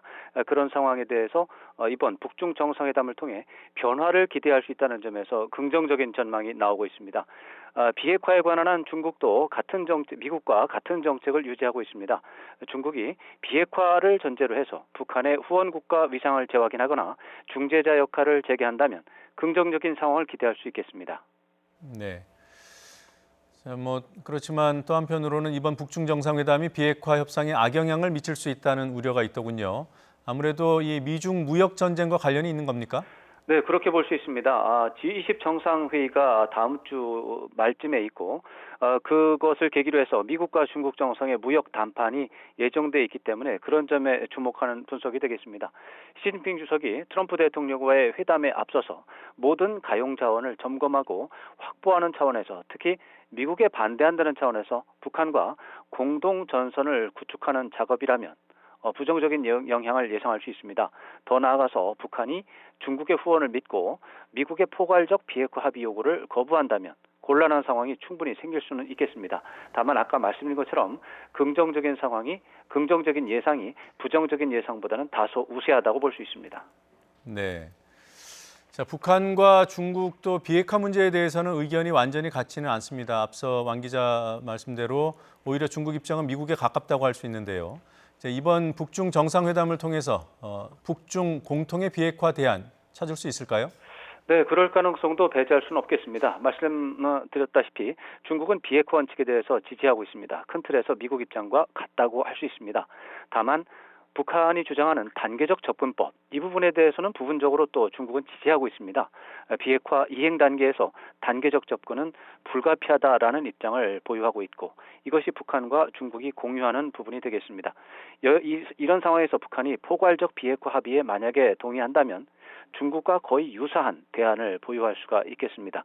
이와 관련해서 미국은 단계적 이행 문제에 대해서는 찬성이다 반대다 이런 입장이 없고 전략적인 모호성을 유지하고 있는 그런 상황이라고 말씀드릴 수 있습니다. 네. 자, 그리고 이 부분이 사실 가장 궁금한데요. 시진핑 주석이 지금 시점에 왜 평양을 방문하기로 했을까? 왜 지금 시점일까? 배경이 뭐라고 보십니까? 기본적으로 이번 시진핑 주석의 평양 방문은 지난 1월 김정은 위원장의 방문 초청에 대해서 수락을 했고 그 약속을 이행하는 차원으로 볼 수 있고요.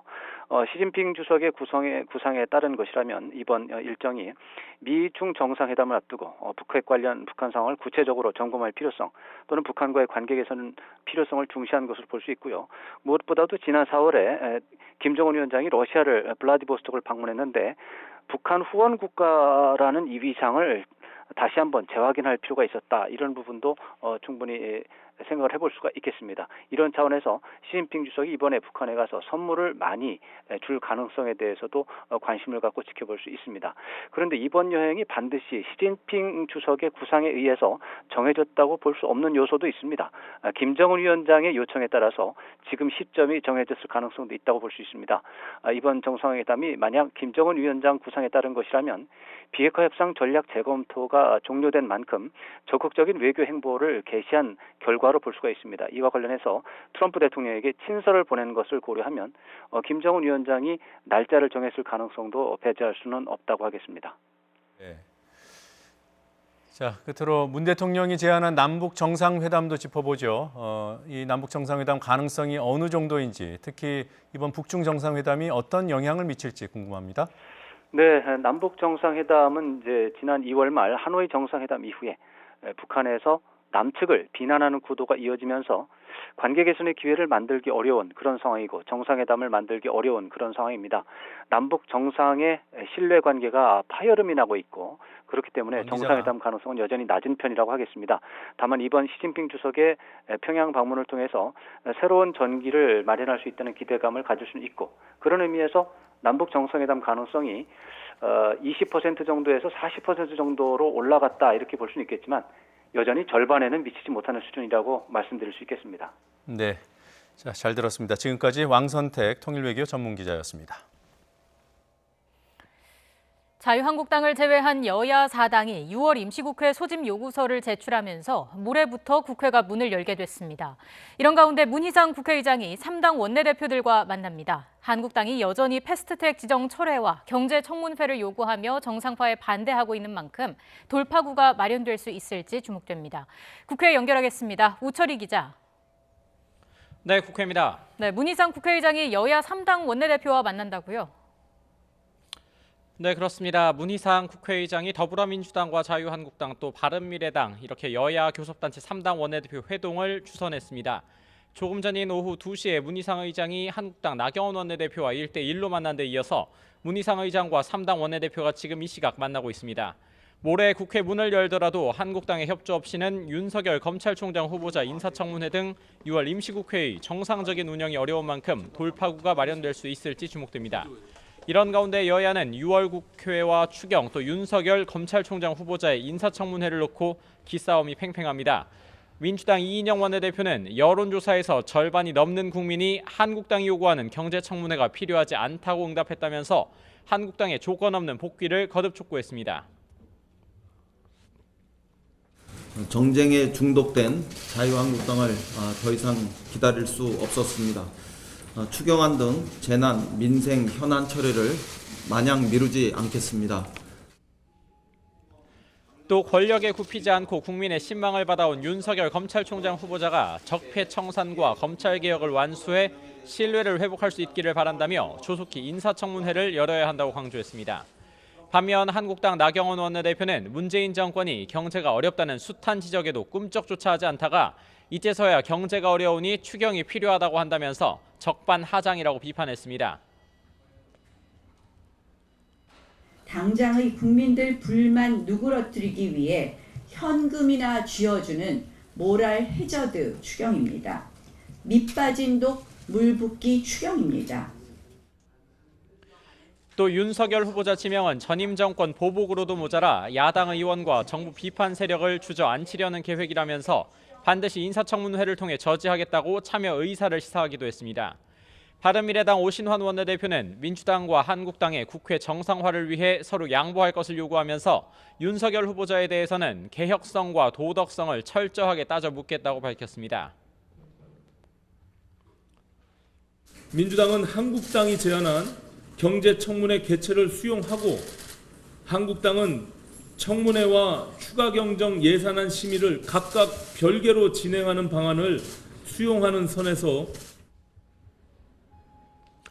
이런 가운데 반쪽 국회 변수로 윤석열 후보자에 대한 청문회 성사 여부가 불투명한 상황에서 한국당이 청문회를 계기로 국회에 복귀하는 것 아니냐 이런 전망도 조심스레 나오고 있습니다. 또 여야는 반쪽 국회와 관계없이 오는 26일 국회 기획재정위원회를 열어서 김현준 국세청장 후보자에 대한 인사청문회를 실시하기로 합의했는데 정상화의 마중물이 될 수 있을지도 주목이 됩니다. 지금까지 국회에서 YTN 우철입니다. 담배 연기나 중금속 같은 유해 물질은 우리 옷에 닿으면 흡수되는 것으로 나타났습니다. 방출되는 속도도 느렸습니다. 최소라 기자입니다. 담배 연기나 미세먼지, 세균이 인체에 접근할 때 가장 먼저 맞닥뜨리는 장애물은 옷입니다. 옷은 이런 유해 물질을 차단하기도 하지만 머금고 있다 서서히 피부로 방출하기도 합니다. Clothing, when it's completely clean, then it can act also as a protector. But then after some time, because the clothing is absorbing tobacco smoke, then it starts becoming a source. 덴마크 연구진의 연구 결과 담배 연기에 노출된 옷을 입은 사람은 만 사흘, 그러니까 72시간이 지날 때까지 혈액에서 니코틴이 검출됐습니다. 또 다른 연구에서는 가로 세로 1m 넓이의 면섬유가 니코틴 1mg, 순한담비 10개 비분량을 흡수하는 것으로 나타났습니다. 담배 연기뿐 아니라 납과 베릴륨 등 중금속, 다이옥신과 같은 발암물질도 옷에 흡수됐다가 배출된다는 게 최근 연구 결과입니다. 특히 오염된 옷을 입고 운동이나 격한 활동을 하면 몸에 더 해롭습니다. 땀이 유해 입자와 섬유의 결합을 약화해 오염물질 방출을 촉진하기 때문입니다. 스위스 연구팀은 이런 실험 결과를 인용하며 옷 성분별로 유해 물질을 흡수하고 방출하는 정도를 심도 있게 연구해야 한다고 주장했습니다.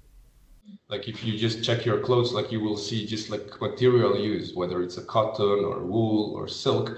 All clothing should basically include a label which indicates not only what materials are used, but also what substances are used in the fabrication process, like nutritional labels. 연구팀은 유해물질로부터 옷을 보호하려면 실내와 실외에서 입는 옷을 달리하고 외출을 마친 즉시 옷을 세탁하는 것이 좋다고 조언했습니다. YTN 사이언스 최소로입니다. 경기 북부와 강원 북부에는 다시 비가 내립니다. 퇴근길 이후에는 중부 대부분 지방에 요란한 비가 내린다고 합니다. 날씨 알아보겠습니다. 신미림 캐스터. 네, 야외 스튜디오에 나와 있습니다. 네, 하늘도 좀 더 흐려진 것 같고요. 지금 비가 내리고 있는 거죠? 네, 약 1시간 전과 달리 하늘이 무척 흐려졌고요. 서울에도 약하게 비가 내리기 시작했습니다. 경기 북부에서 시작된 비가 점차 확대되고 있는 건데요. 퇴근길 무렵에는 중부지방 곳곳으로 천둥과 번개를 동반한 요란한 비가 내리겠습니다. 나오실 때는 우산을 꼭 챙겨 나오시기 바랍니다. 현재 레이더 영상 먼저 살펴보도록 하겠는데요. 현재 북한에서 남하하는 비구름대의 영향으로 경기 북부와 강원 북부에는 천둥과 번개를 동반한 비가 내리고 있습니다. 밤 사이에는 중부지방 곳곳에 강한 비를 뿌리겠는데요. 내일 오전까지 중부지방에는 5에서 40mm의 비가 예상되고요. 주된 비는 주로 밤 사이 지날 것으로 보입니다. 또 대기 불안정으로 경북 내륙에는 오늘 밤에 소나기도 지나겠습니다. 이번 주는 비 소식이 잦습니다. 내일도 더위 속에 오후부터 밤 사이에는 내륙 곳곳에 5에서 30mm의 소나기가 지나겠고요.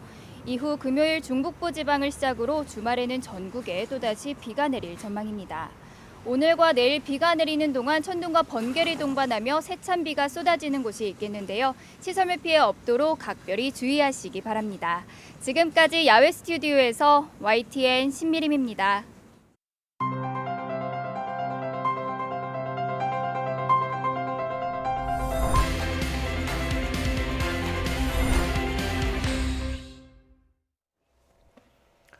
아이돌 그룹 출신인 BI의 마약 의혹이 소속사 YG 엔터테인먼트의 대표였던 양현석 씨를 정조준하고 있습니다. 마약 전달책인 연예인 지망생을 협박해 입을 막고 경찰과 유착을 통해 BI 조사도 막았다는 의혹이 제기되고 있습니다. 자, 3년 전 BI를 둘러싸고 무슨 일이 있었던 걸까요? 데스크의 사건 추적 더 사건 이종구 사회부 사건 데스크와 함께 알아보겠습니다. 어서 오십시오. 네, 안녕하세요. 자, 이 BI 마약 의혹 사건 드러난 계기부터 좀 설명해 주시죠. 네, 지난 13일이었죠. 연예 매체 디스패치가 처음으로 보도를 했습니다. BI와 연예인 지망생 한모 씨의 카톡 대화 내용을 공개를 한 건데요.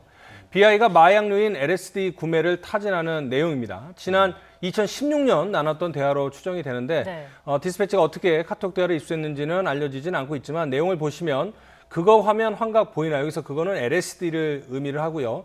소유를 하고 싶다, 한 100만 원어치 이런 이야기를 하면서 구매 시도를 의미하는 그런 대화 내용이 나왔죠. 예. 저 대화가 맞으면 그냥 사두면 마음이 편해 이미 했다는 의미가 내포되는 거 아닙니까? 그런 의미가 상당히 강합니다. 예. 여기서 그 제보자 한모 씨는 누군가요?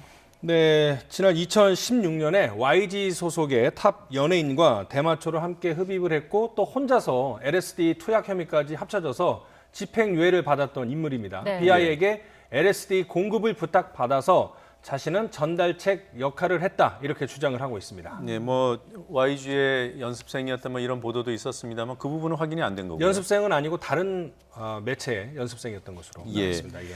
자, 이 한 씨가 제보한 시점 네. 이게 이제 3년 전 사건이잖아요. 네네. 왜 지금 얘기를 했을까요? 그렇습니다. 2016년에 있었던 일이고 그리고 앞서 말한 그런 마약 혐의로 이미 2심까지 갔거든요. 네. 그런데 여기서 자신이 전달책 역할을 했다라고 공개를 하면 네. 그 부분에 대해서도 역시 처벌을 받을 수 있는데 네. 그런 거를 감수하고서도 왜 비실명 공익 제보를 했을까? 이 부분에 대해서 많은 분이 의문점을 가지실 겁니다. 지금까지 구체적으로 그 이유에 대해서 설명을 하지 않고 있습니다만 네. 지금까지 나온 이야기들 조금 정리를 해보면 버닝썬 사건 당시에 이제 경찰과 연예인들의 유착 의혹이 나왔고 네. 그 과정에서 승리의 소속사 YG도 뭔가 잘못된 일을 많이 했을 것이다. 이런 의혹들이 아주 요란하게 나오지 않았습니까? 네. 그런데 지금까지 경찰 수사로는 드러난 게 없죠.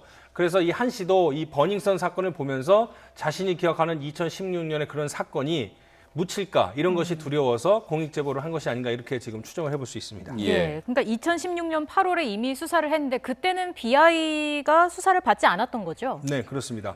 그 한 씨가 이제 2016년에 마약 혐의로 체포가 됐거든요. 네. 8월입니다.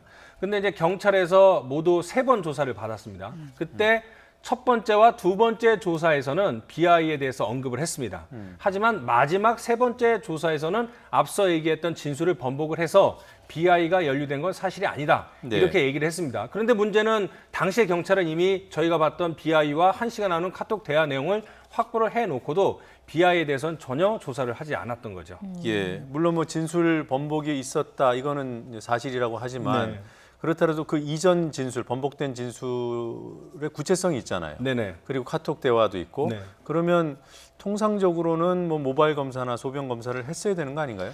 그렇습니다. 그 지금 상황을 정리해 보면은 1차, 2차, 3차 조사 결과를 예. 경찰이 수사 보고서로 작성을 해서 BI에 관련된 모든 내용을 다 입력을 했습니다. 네. 그런데 우연의 일치인지 3차 조사 결과 다음 날 검찰에서 연락이 옵니다. 사건을 검찰로 송치를 해라. 네. 보통 이제 경찰이 사건을 마무리한 다음에 일정 기간이 지나서 검찰에 이제 송치를 하지 않습니까? 예. 예. 그런데 3차 조사가 끝난 바로 다음 날 검찰에서 이례적으로 사건을 검찰로 넘겨라. 이렇게 해서 앞서 얘기했던 모든 의혹들, BI와 관련된 의혹들까지 담아서 검찰로 문서까지, 수사 보고서까지 첨부했다.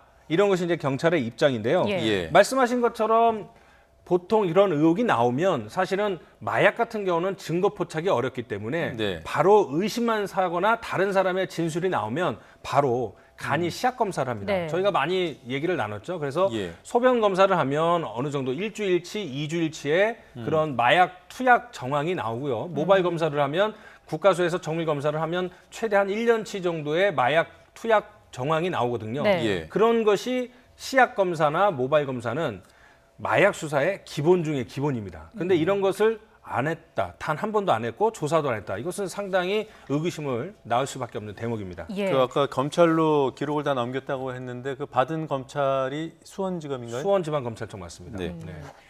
자, 그리고 경찰 조사를 받는 한 씨에게 양현석 전 YG 대표가 압력을 행사했다 이런 얘기가 네. 나오는데 네. 구체적인 증거가 있습니까? 그러니까 지금까지는 한 씨의 일방적인 주장이죠. 한 예. 씨가 이제 어떤 진술을 하느냐에 따라서 달라지고 이제 경찰도 양현석 씨를 소환해 조사할 예정인데요. 네. 이제 문제는 3차 조사에서 진술을 했다고 그러지 않았습니까? 예. 근데 그 3차 조사 때 변호사가 동행을 합니다. 예. 그런데 당시 경찰의 그 수사 보고서를 보면 변호사가 한 씨의 진술을 막거나 제지하거나 이렇게 메모를 건네줘서 진술을 조정했다.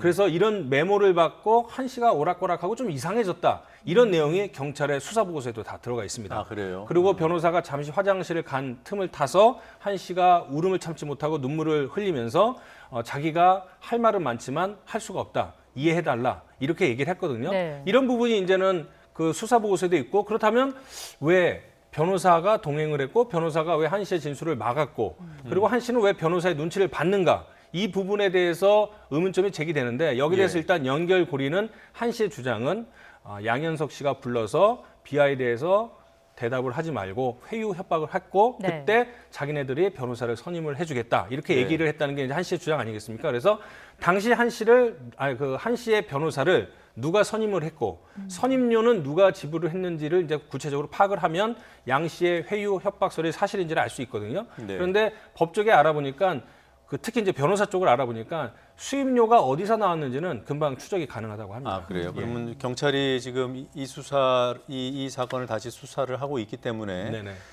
적어도 한 씨의 그 당시 3년 전 변호사가 누구인지 그렇죠. 또 수임료는 누구로부터 받았는지 정도는 확인이 되겠군요. 그렇습니다. 네. 자, 이 경찰 유착설 얘기가 뭐 그래서 이제 나오는 것 같은데 이 경찰 유착설을 뒷받침할 만한 그런 팩트들이 더 있습니까? 그러니까 이제 사실은 정확히 보면 네. 경찰하고 검찰 모두 유착 네. 의혹을 받고 있습니다. 그러네요. 앞서 네. 말씀드린 것처럼 수사가 마무리도 되지 않았는데 송치하라고 이례적으로 지시를 하지 않았습니까? 그래서 검찰, 경찰 모두 유착설을 받고 있는데 앞서 말씀드린 대로 경찰의 문제는 왜 증거가 확보되거나 증언이 있는 연예인에 대해서 수사를 제대로 안 했는가? 네. 그리고 검찰은 왜 갑자기 수사 보고서를 받고 그거에 대해서도 수사를 하지 않았는가? 네. 이 부분이 의혹이거든요. 그래서 또 어떤 사건이 있냐면요. 마약 사건은 그 검찰이나 경찰에서 주요 수사 대상으로 포함이 되는 데다가 네. 연예인이 연루가 되면 무조건 보고를 해야 되는 주요 사건입니다. 네. 그러니까 연예인과 마약 두 가지가 모두 합쳐진 아주 특별하고 중요한 사건인데 보고도 안 하고 수사도 제대로 안 했습니다. 그리고 예. 경찰 조사를 받고 검찰로 넘어갔는데 검찰에서도 조사를 한 씨를 한 차례 조사를 했고요. 네. 그런데 검찰 얘기는 한 씨가 너무 울어서 진술 조서를 작성하지 못했다. 이렇게 얘기하거든요. 예. 우리나라 검찰이 어떤 것입니까?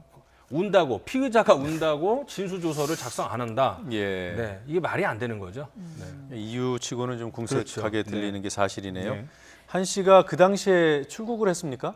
네, 미국으로 출국을 했는데 검찰에서 이제 허락을 했죠. 네. 그래서 이제 8월에 긴급 체포를 당했다가 검찰로 넘어가서 검찰에서 이제 한 차례 조사를 받았고 예. 미국에 갈 일이 있다고 하니까 사실은 마약 피의자 아닙니까? 네. 그런데도 출국을 허락을 했습니다. 그래서 다시 돌아와서 10월에 LSD 그 투약 혐의까지 합쳐져 갖고 예. 긴급 체포가 다시 됐죠.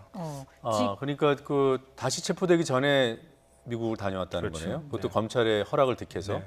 지금은 국내에 없는 거고요. 그러니까 이 사건이 터졌을 당시에는 해외에 체류했다가 예. 네. 15일 날 입국을 했는데 지난주 토요일이었습니다. 그리고 예. 일요일 날 다시 일본으로 출국을 했습니다. 네. 네. 그러니까는 원래 본인의 그 SNS에는 경찰의 조사를 응하겠다 또는 네. 국내로 입국을 하겠으니 조금만 기다려달라 이렇게 했는데 네. 며칠 사이에 다시 입장이 바뀐 것 같습니다. 왜 떠났는지는 이유는 밝히지 않았는데 예. 제가 추정을 할 건데 네. 그러니까 지금 관심이 BI나 YG 쪽으로 가야 되는데 자꾸 이제 자신한테 관심이 쏠리니까 그거에 대한 부담감이 있기 때문에 네. 일단은 자리를 피한 것 같다는 게 1번 추정이고요. 2번은 자신이 이미 2016년에 진술을 할 것도 했고 그 공익 제보를 했는데 예. 그럼 이제 앞으로 남은 과제는 경찰이 수사를 해야 되는 부분이니 네. 자신이 지금 당장은 수사에 협조할 뜻이 없다. 뭐 이런 의미로 추정을 할 수 있을 것 같습니다. 네, 지금 화면에 나오는 그 저 글귀는 네. 본인 SNS에 이 한모 씨가 직접 써서 올린 내용이죠. 그렇습니다. 이제 판매가 아니라 교부이다 이거는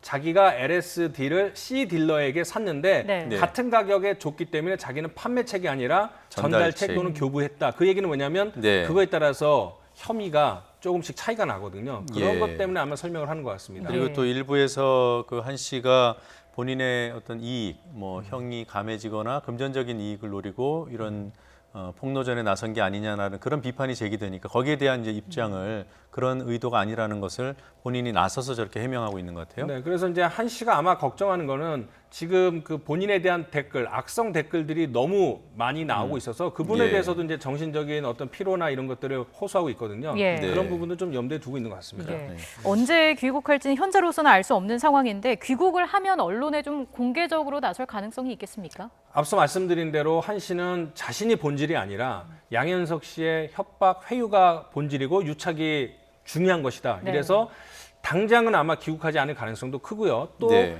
악플에 워낙 시달리고 있기 때문에 공개석상에서 모습을 드러내서 기자회견을 하거나 이런 것들에 대해서는 부담을 느낄 가능성이 큽니다. 그래서 제 생각이나 아니면 다른 분야에서 이렇게 취재를 해보면 공식석상에서 나와서 자신의 입장을 설명하지는 않을 가능성이 큰 것으로 보입니다. 예, 그리고 지금 한 씨가 뭐 여러 가지 심리적으로도 압박을 받고 있을 텐데 변호사의 조력은 받고 있습니까? 그렇습니다. 그 정준영 수사 때 공익 제보했을 때 도와줬던 그 박무 변호사가 지금 여전히 네. 똑같은 사건을 도와주고 있는 그렇군요. 거죠. 네.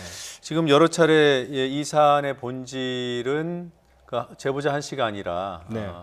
그 뭐 외압, 회유, 협박 의혹을 받고 있는 양현석 전 대표다라고 네. 얘기했는데 네. 지금 양현석 전 대표가 사실 버닝썬 수사 때도 이러저러한 의혹을 받았어요. 네네. 내내 버티다가 이제는 사퇴를 했단 말이에요. 네네. 어떤 배경이 있습니까? 그러니까 버닝썬 사태 초기에는 승리의 소속사가 YG라는 이유만으로 양현석 씨가 조금 두각을 냈다거나 부각이 됐다가 네. 그러다가 이제 사건 중후반으로 가면서 성접대 의혹이 불거졌습니다. 네. 그러니까 그런 흐름상 양현석 씨가 그 사건 때문에 사퇴라거나 어떤 모종의 결단을 내릴 일은 없었는데 네. 지금은 그 한 씨가 양현석 씨를 정조준하고 아주 구체적으로 시점과 장소, 대화 내용, 협박 내용까지 설명을 하고 있지 않습니까? 네. 그래서 그런 부분에 대해서는 상당한 심적 부담을 느껴서 버닝썬과 달리 이번에는 즉각적으로 사퇴 의사를 밝힌 것이 아닌가 이런 관측이 있고요. 그리고 그 버닝썬 사건 이후에 버닝썬 때 1월 말에 터졌는데 그때 YG 주가가 42,000원인데 지금은 28,000원까지 34% 정도 떨어졌거든요. 그러니까 YG를 살리기 위해서 일단 본인이 물러나려는 그런 포석도 읽히고 있습니다. 예. 앞서 저희가 봤을 때 한 씨는 BI가 자신에게 LSD를 구매했다라고 했는데 LSD가 정확히 어떤 마약인가요? 그러니까 환각제인데 아주 강력한 효과를 두이고 있는데요. 그 필로폰의 300배, 코카인의 100배 정도의 환각 작용을 하고 있습니다. 그리고 다른 마약들은 투약을 하면 바로 나오는데 이 LSD 같은 경우에는 최대 1년까지의 이른바 잠복 기간이 있습니다. 그러니까 오늘 투약을 해도 1년 뒤에 증상, 환각 증상이 나타날 수 있죠. 그만큼 상당히 환각 효과도 크고 위험한 물질입니다. 그래서 몇 년 전에는 그 LSD를 투약한 사람이 시간이 오래 질러서 그 환각 증상이 나와서 강력 사건을 저지른 그런 사례도 있습니다. 이게 위험한 마약이 뭐 다 위험합니다만. 자, 이번 사안은 그러니까 경찰이 3년 전에 했던 수사를 다시 하는 거 아니겠어요? 네. 수사하는 주체를 보니까 그 경기 남부청이에요. 얼마 전에 그 황하나 씨 사건을 수사했던 바로 그곳 맞습니다. 아닙니까? 황하나 씨를 했을 경우에는 그때 이제 인지 수사를 해서 한 거고 이번에는 그 2016년에 맡았던 경찰서가 경기 용인 동부경찰서입니다. 그러니까 경기 용인 동부경찰서의 상급 기관인 경기 남부청이 재수사를 한다 이렇게 이해를 하시면 될 것 같습니다. 그 지금 경기 남부청 관할에 있었던 용인서, 그다음에 그 당시 수사 기록을 가져갔던 수원지검 이 부분에 대한 수사가 지금 단위에서 정확하게 잘 이루어질 수 있을지 본질은 유착이라고 했잖아요. 그렇죠. 네, 맞습니다. 그래서 이제 한 씨가 말한 것처럼 이제 본질은 양현석의 협박과 유착설인데 이제 YG는 그동안 특히 이제 양현석 씨는 연예계 이제 최고 실력자로서 관련 분야에서 막강한 영향력을 행사하지 않았습니까? 그래서 이제 방송사도 을이라 뭐 이런 얘기까지 나오는데 그래서 지금까지 관련 소속된 연예인들이 숱한 마약 의혹을 받아왔고 실제로 마약 혐의가 입증이 돼서 그 처벌을 받은 적도 있습니다. 그런데 그것은 빙산의 일각이다. 더 많은 연예인들이 더 많은 마약을 몰래 했을 것이다라는 숱한 무수한 의혹이 전해져 왔는데 검찰이 됐든 경찰이 됐든 이번에 YG 특히 양현석의 외압 또는 유착 이것을 밝혀내고 그 이면에 있는 다른 YG와 연예인들과 관련된 본질적인 문제까지 밝혀낼 수 있을지 그것은 좀 더 두고 봐야 될 것 같습니다. 알겠습니다. 수사 상황을 계속해서 지켜봐야겠습니다. 주제를 좀 바꿔서 고유정 사건도 알아보겠습니다. 여전히 고유정은 전 남편의 성폭행 시도 때문에 범행을 저질렀다 이렇게 주장을 하고 있는 거죠. 네네. 그러니까 지난달 25일 날 제주의 한 펜션에서 전 남편을 살해하지 않았습니까? 그 전 남편이 이제 자신을 성폭행했다 이렇게 주장을 하고 있는데요. 지난달 31일에 현 남편에게 문자를 보냅니다. 전 남편에게 성폭행을 당할 뻔했다. 이런 내용이었습니다. 살해 엿새 뒤에 이런 행동을 한 건데요. 그날 현재의 남편과 병원에 가서 손 소독도 하고 노래방도 함께 하고 데이트도 태연히 즐겼다고 합니다. 그러니까 지난달 25일에 살해를 했고요. 전 남편을 살해했고 이건 이제 확인된 사실이고요. 그리고 그로부터 6일 뒤에 현재 남편과 함께 뭐 병원 간 거는 그렇다 치더라도 노래방을 갔어요? 자기가 성폭행을 당할 뻔했고 그거를 막다가 손을 다쳤다. 그래서 심적으로 괴롭다. 위로해달라. 그래서 이제 남편 입장에서는 위로를 해주기 위해서 노래방을 갔다. 뭐 이렇게 이야기를 하고 있습니다. 고 씨의 주장, 성폭행하려 했다는 그 범행 동기, 그것이 거짓이라는 증거가 나와 있습니까? 지금까지는 나와 있지는 않은데 다만 그러니까 성폭행을 진짜로 했는지 안 했는지는 아직까지는 증거는 없습니다. 다만 고유정의 주장이 믿기 힘들다. 그런 정황 증거나 물질적인 증거는 많이 나오고 있는데 특히 숨진 남편의 휴대전화로 문자를 보냅니다. 자기가 성폭행한 것은 잘못을 했다. 취업을 해야 되니까 이번 건으로 고소하지 말라고 이미 숨져 있는 남편의 휴대전화로 자기에게 문자를 보냅니다. 그러니까 남편이 며칠 뒤에 자기에게 뉘우치는 문자를 보낸 것처럼 알리바이를 조성을 한 거죠. 그래서 범행뿐만 아니라 범행 이후도 치밀하게 계획을 한 것이 아닌가 이렇게 지금 드러나고 있습니다. 그러니까 자기가 살해한 전 남편의 휴대전화로 자신의 휴대전화로 톡을 문자를 보내고 보내는 거죠. 그 톡을 자기의 현 남편한테 보여줘서 보여주고, 본인의 알리바이를 주장을 입증한 하려 했다는 거죠. 네. 증거 조작, 알리바이 조작 이렇게 예. 볼 수가 있는 거죠. 그래서 경찰이 지금 계획 범죄로 보고 있는 건데 네. 유기된 시신은 아직 못 찾은 거죠? 네, 지금 고유정은 범행 뒤에 전 남편의 시신을 최소 2곳에 이제 유기한 것으로 보이는데요. 네. 바다 그리고 고유정의 본가인 김포 근처 이렇게 2곳으로 추정이 되고 있습니다. 일부는 제주에서 완도로 오는 여객선에서 바다에 버렸고요. 하지만 당연히 찾지 못했고요. 고유정이 이제 범행 자체는 자백을 하고 있는데 본인이 어떤 식으로 접근을 하고 있냐면 자기가 성폭행을 당했기 때문에 어쩔 수 없이 반사신경을 한 것이다. 이렇게 정당방위를 주장을 하고 있는 거죠. 하지만 충분히 살인죄는 적용이 가능하고 범행 도구 또 휴대전화 이런 증거들은 차고도 넘친다는 표현을 하더라고요. 그래서 살인죄 적용은 충분한데 다만 아마 검찰 단계 또 재판 단계에 가면 그 성폭행 주장 부분은 여러 가지 정황상 앞뒤가 맞지 않기 때문에 또 신뢰도도 떨어지기 때문에 고유정의 주장에 그칠 가능성이 큽니다. 네. 그리고요. 지금 네. 현 남편의 아들 고유정 입장에서는 의붓아들 그렇죠. 이제 죽었는데 네. 숨졌는데 네네. 이것도 경찰도 고유정의 짓으로 보고 있는 건가요? 지금 이 부분은 아직까지 누구의 그 범행인지 뭐 여론에서는 기사가 나니까 추정을 하지만 경찰은 아직까지는 누구의 범행이다 이렇게 단정짓지는 못하고 있습니다. 사실은 남편도 아직까지는 용의자 선상에 올라가 있거든요. 예. 네. 그 말씀하신 대로 이제 지난 3월 2일 날 5살 난 고유정의 의붓아들이 숨졌는데 그 제주도에 있는 친할머니 집에서 고유정의 청주집으로 온 지 이틀 만에 숨진 거 아니겠습니까? 네. 당시 이제 질식사로 숨졌는데 이불과 침대 매트리스에서 혈흔이 발견이 됐습니다. 근데 당시에는 질식사 했다라는 그 말만 믿고 그냥 사건을 단순 질식사 처리를 했죠. 예. 그러니까 그 혈흔을 경찰이 그 당시에 못 봤다는 건가요? 그러니까 혈흔도 발견을 할 뻔했는데 문제는 그 고유정이가 그 혈흔이 묻은 모든 침구류를 다 불태웠습니다. 그러니까 네. 증거를 확보를 못한 거죠. 경찰이 초기에 용의선상에 남편을 올렸던 배경은 뭔가요?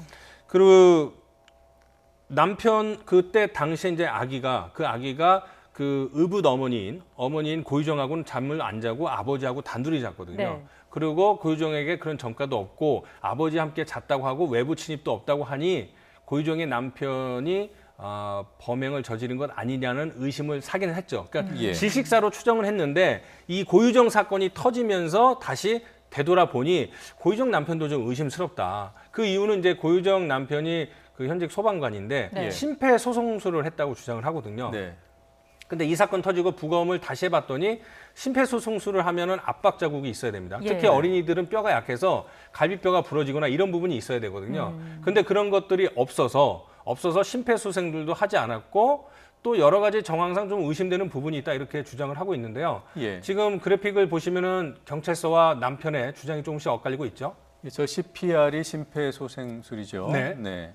그러니까 심폐소생술 흔적이 없다는 거는 부검 소견이고요. 네, 압박 흔적이 없다는 거죠. 네. 그리고 고유정의 현 남편은 본인이 CPR을 실시를 했고 당시에 현장에 왔던 구급대원도 그것을 확인했다라고 주장하고 있습니다. 그러니까 숨진 아들을 발견하고 119에 신고를 해서 7분 만에 구급대원이 현장에 도착했거든요. 그때 이제는 구급 일지를 쓰는데 거기에는 부모가 CPR을 실시하고 있었다 이렇게 쓰여져 있다는 거죠.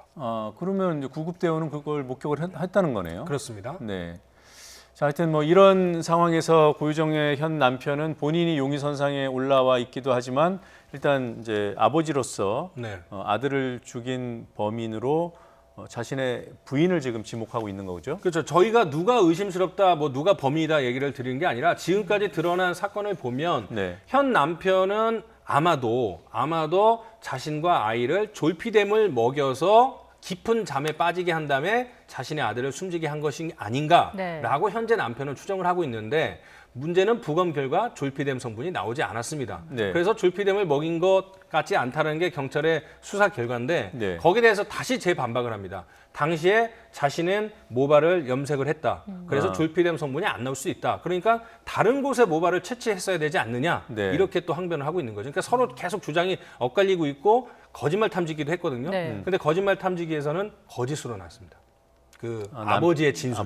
물론 이제 거짓말 탐지기는 증거 능력이 제한되기 때문에 네네. 그거 가지고 판단을 할 수 없고 또 심폐소생술의 흔적, 압박 흔적이 부검에서 안 나왔다고 해서 또 심폐소생술을 안 했다고 단정할 수도 없다는 그렇습니다. 게 전문가 네, 소견이에요. 맞습니다. 자, 여러 가지 확인해야 될 지점들이 많은 사건 같습니다. 네네.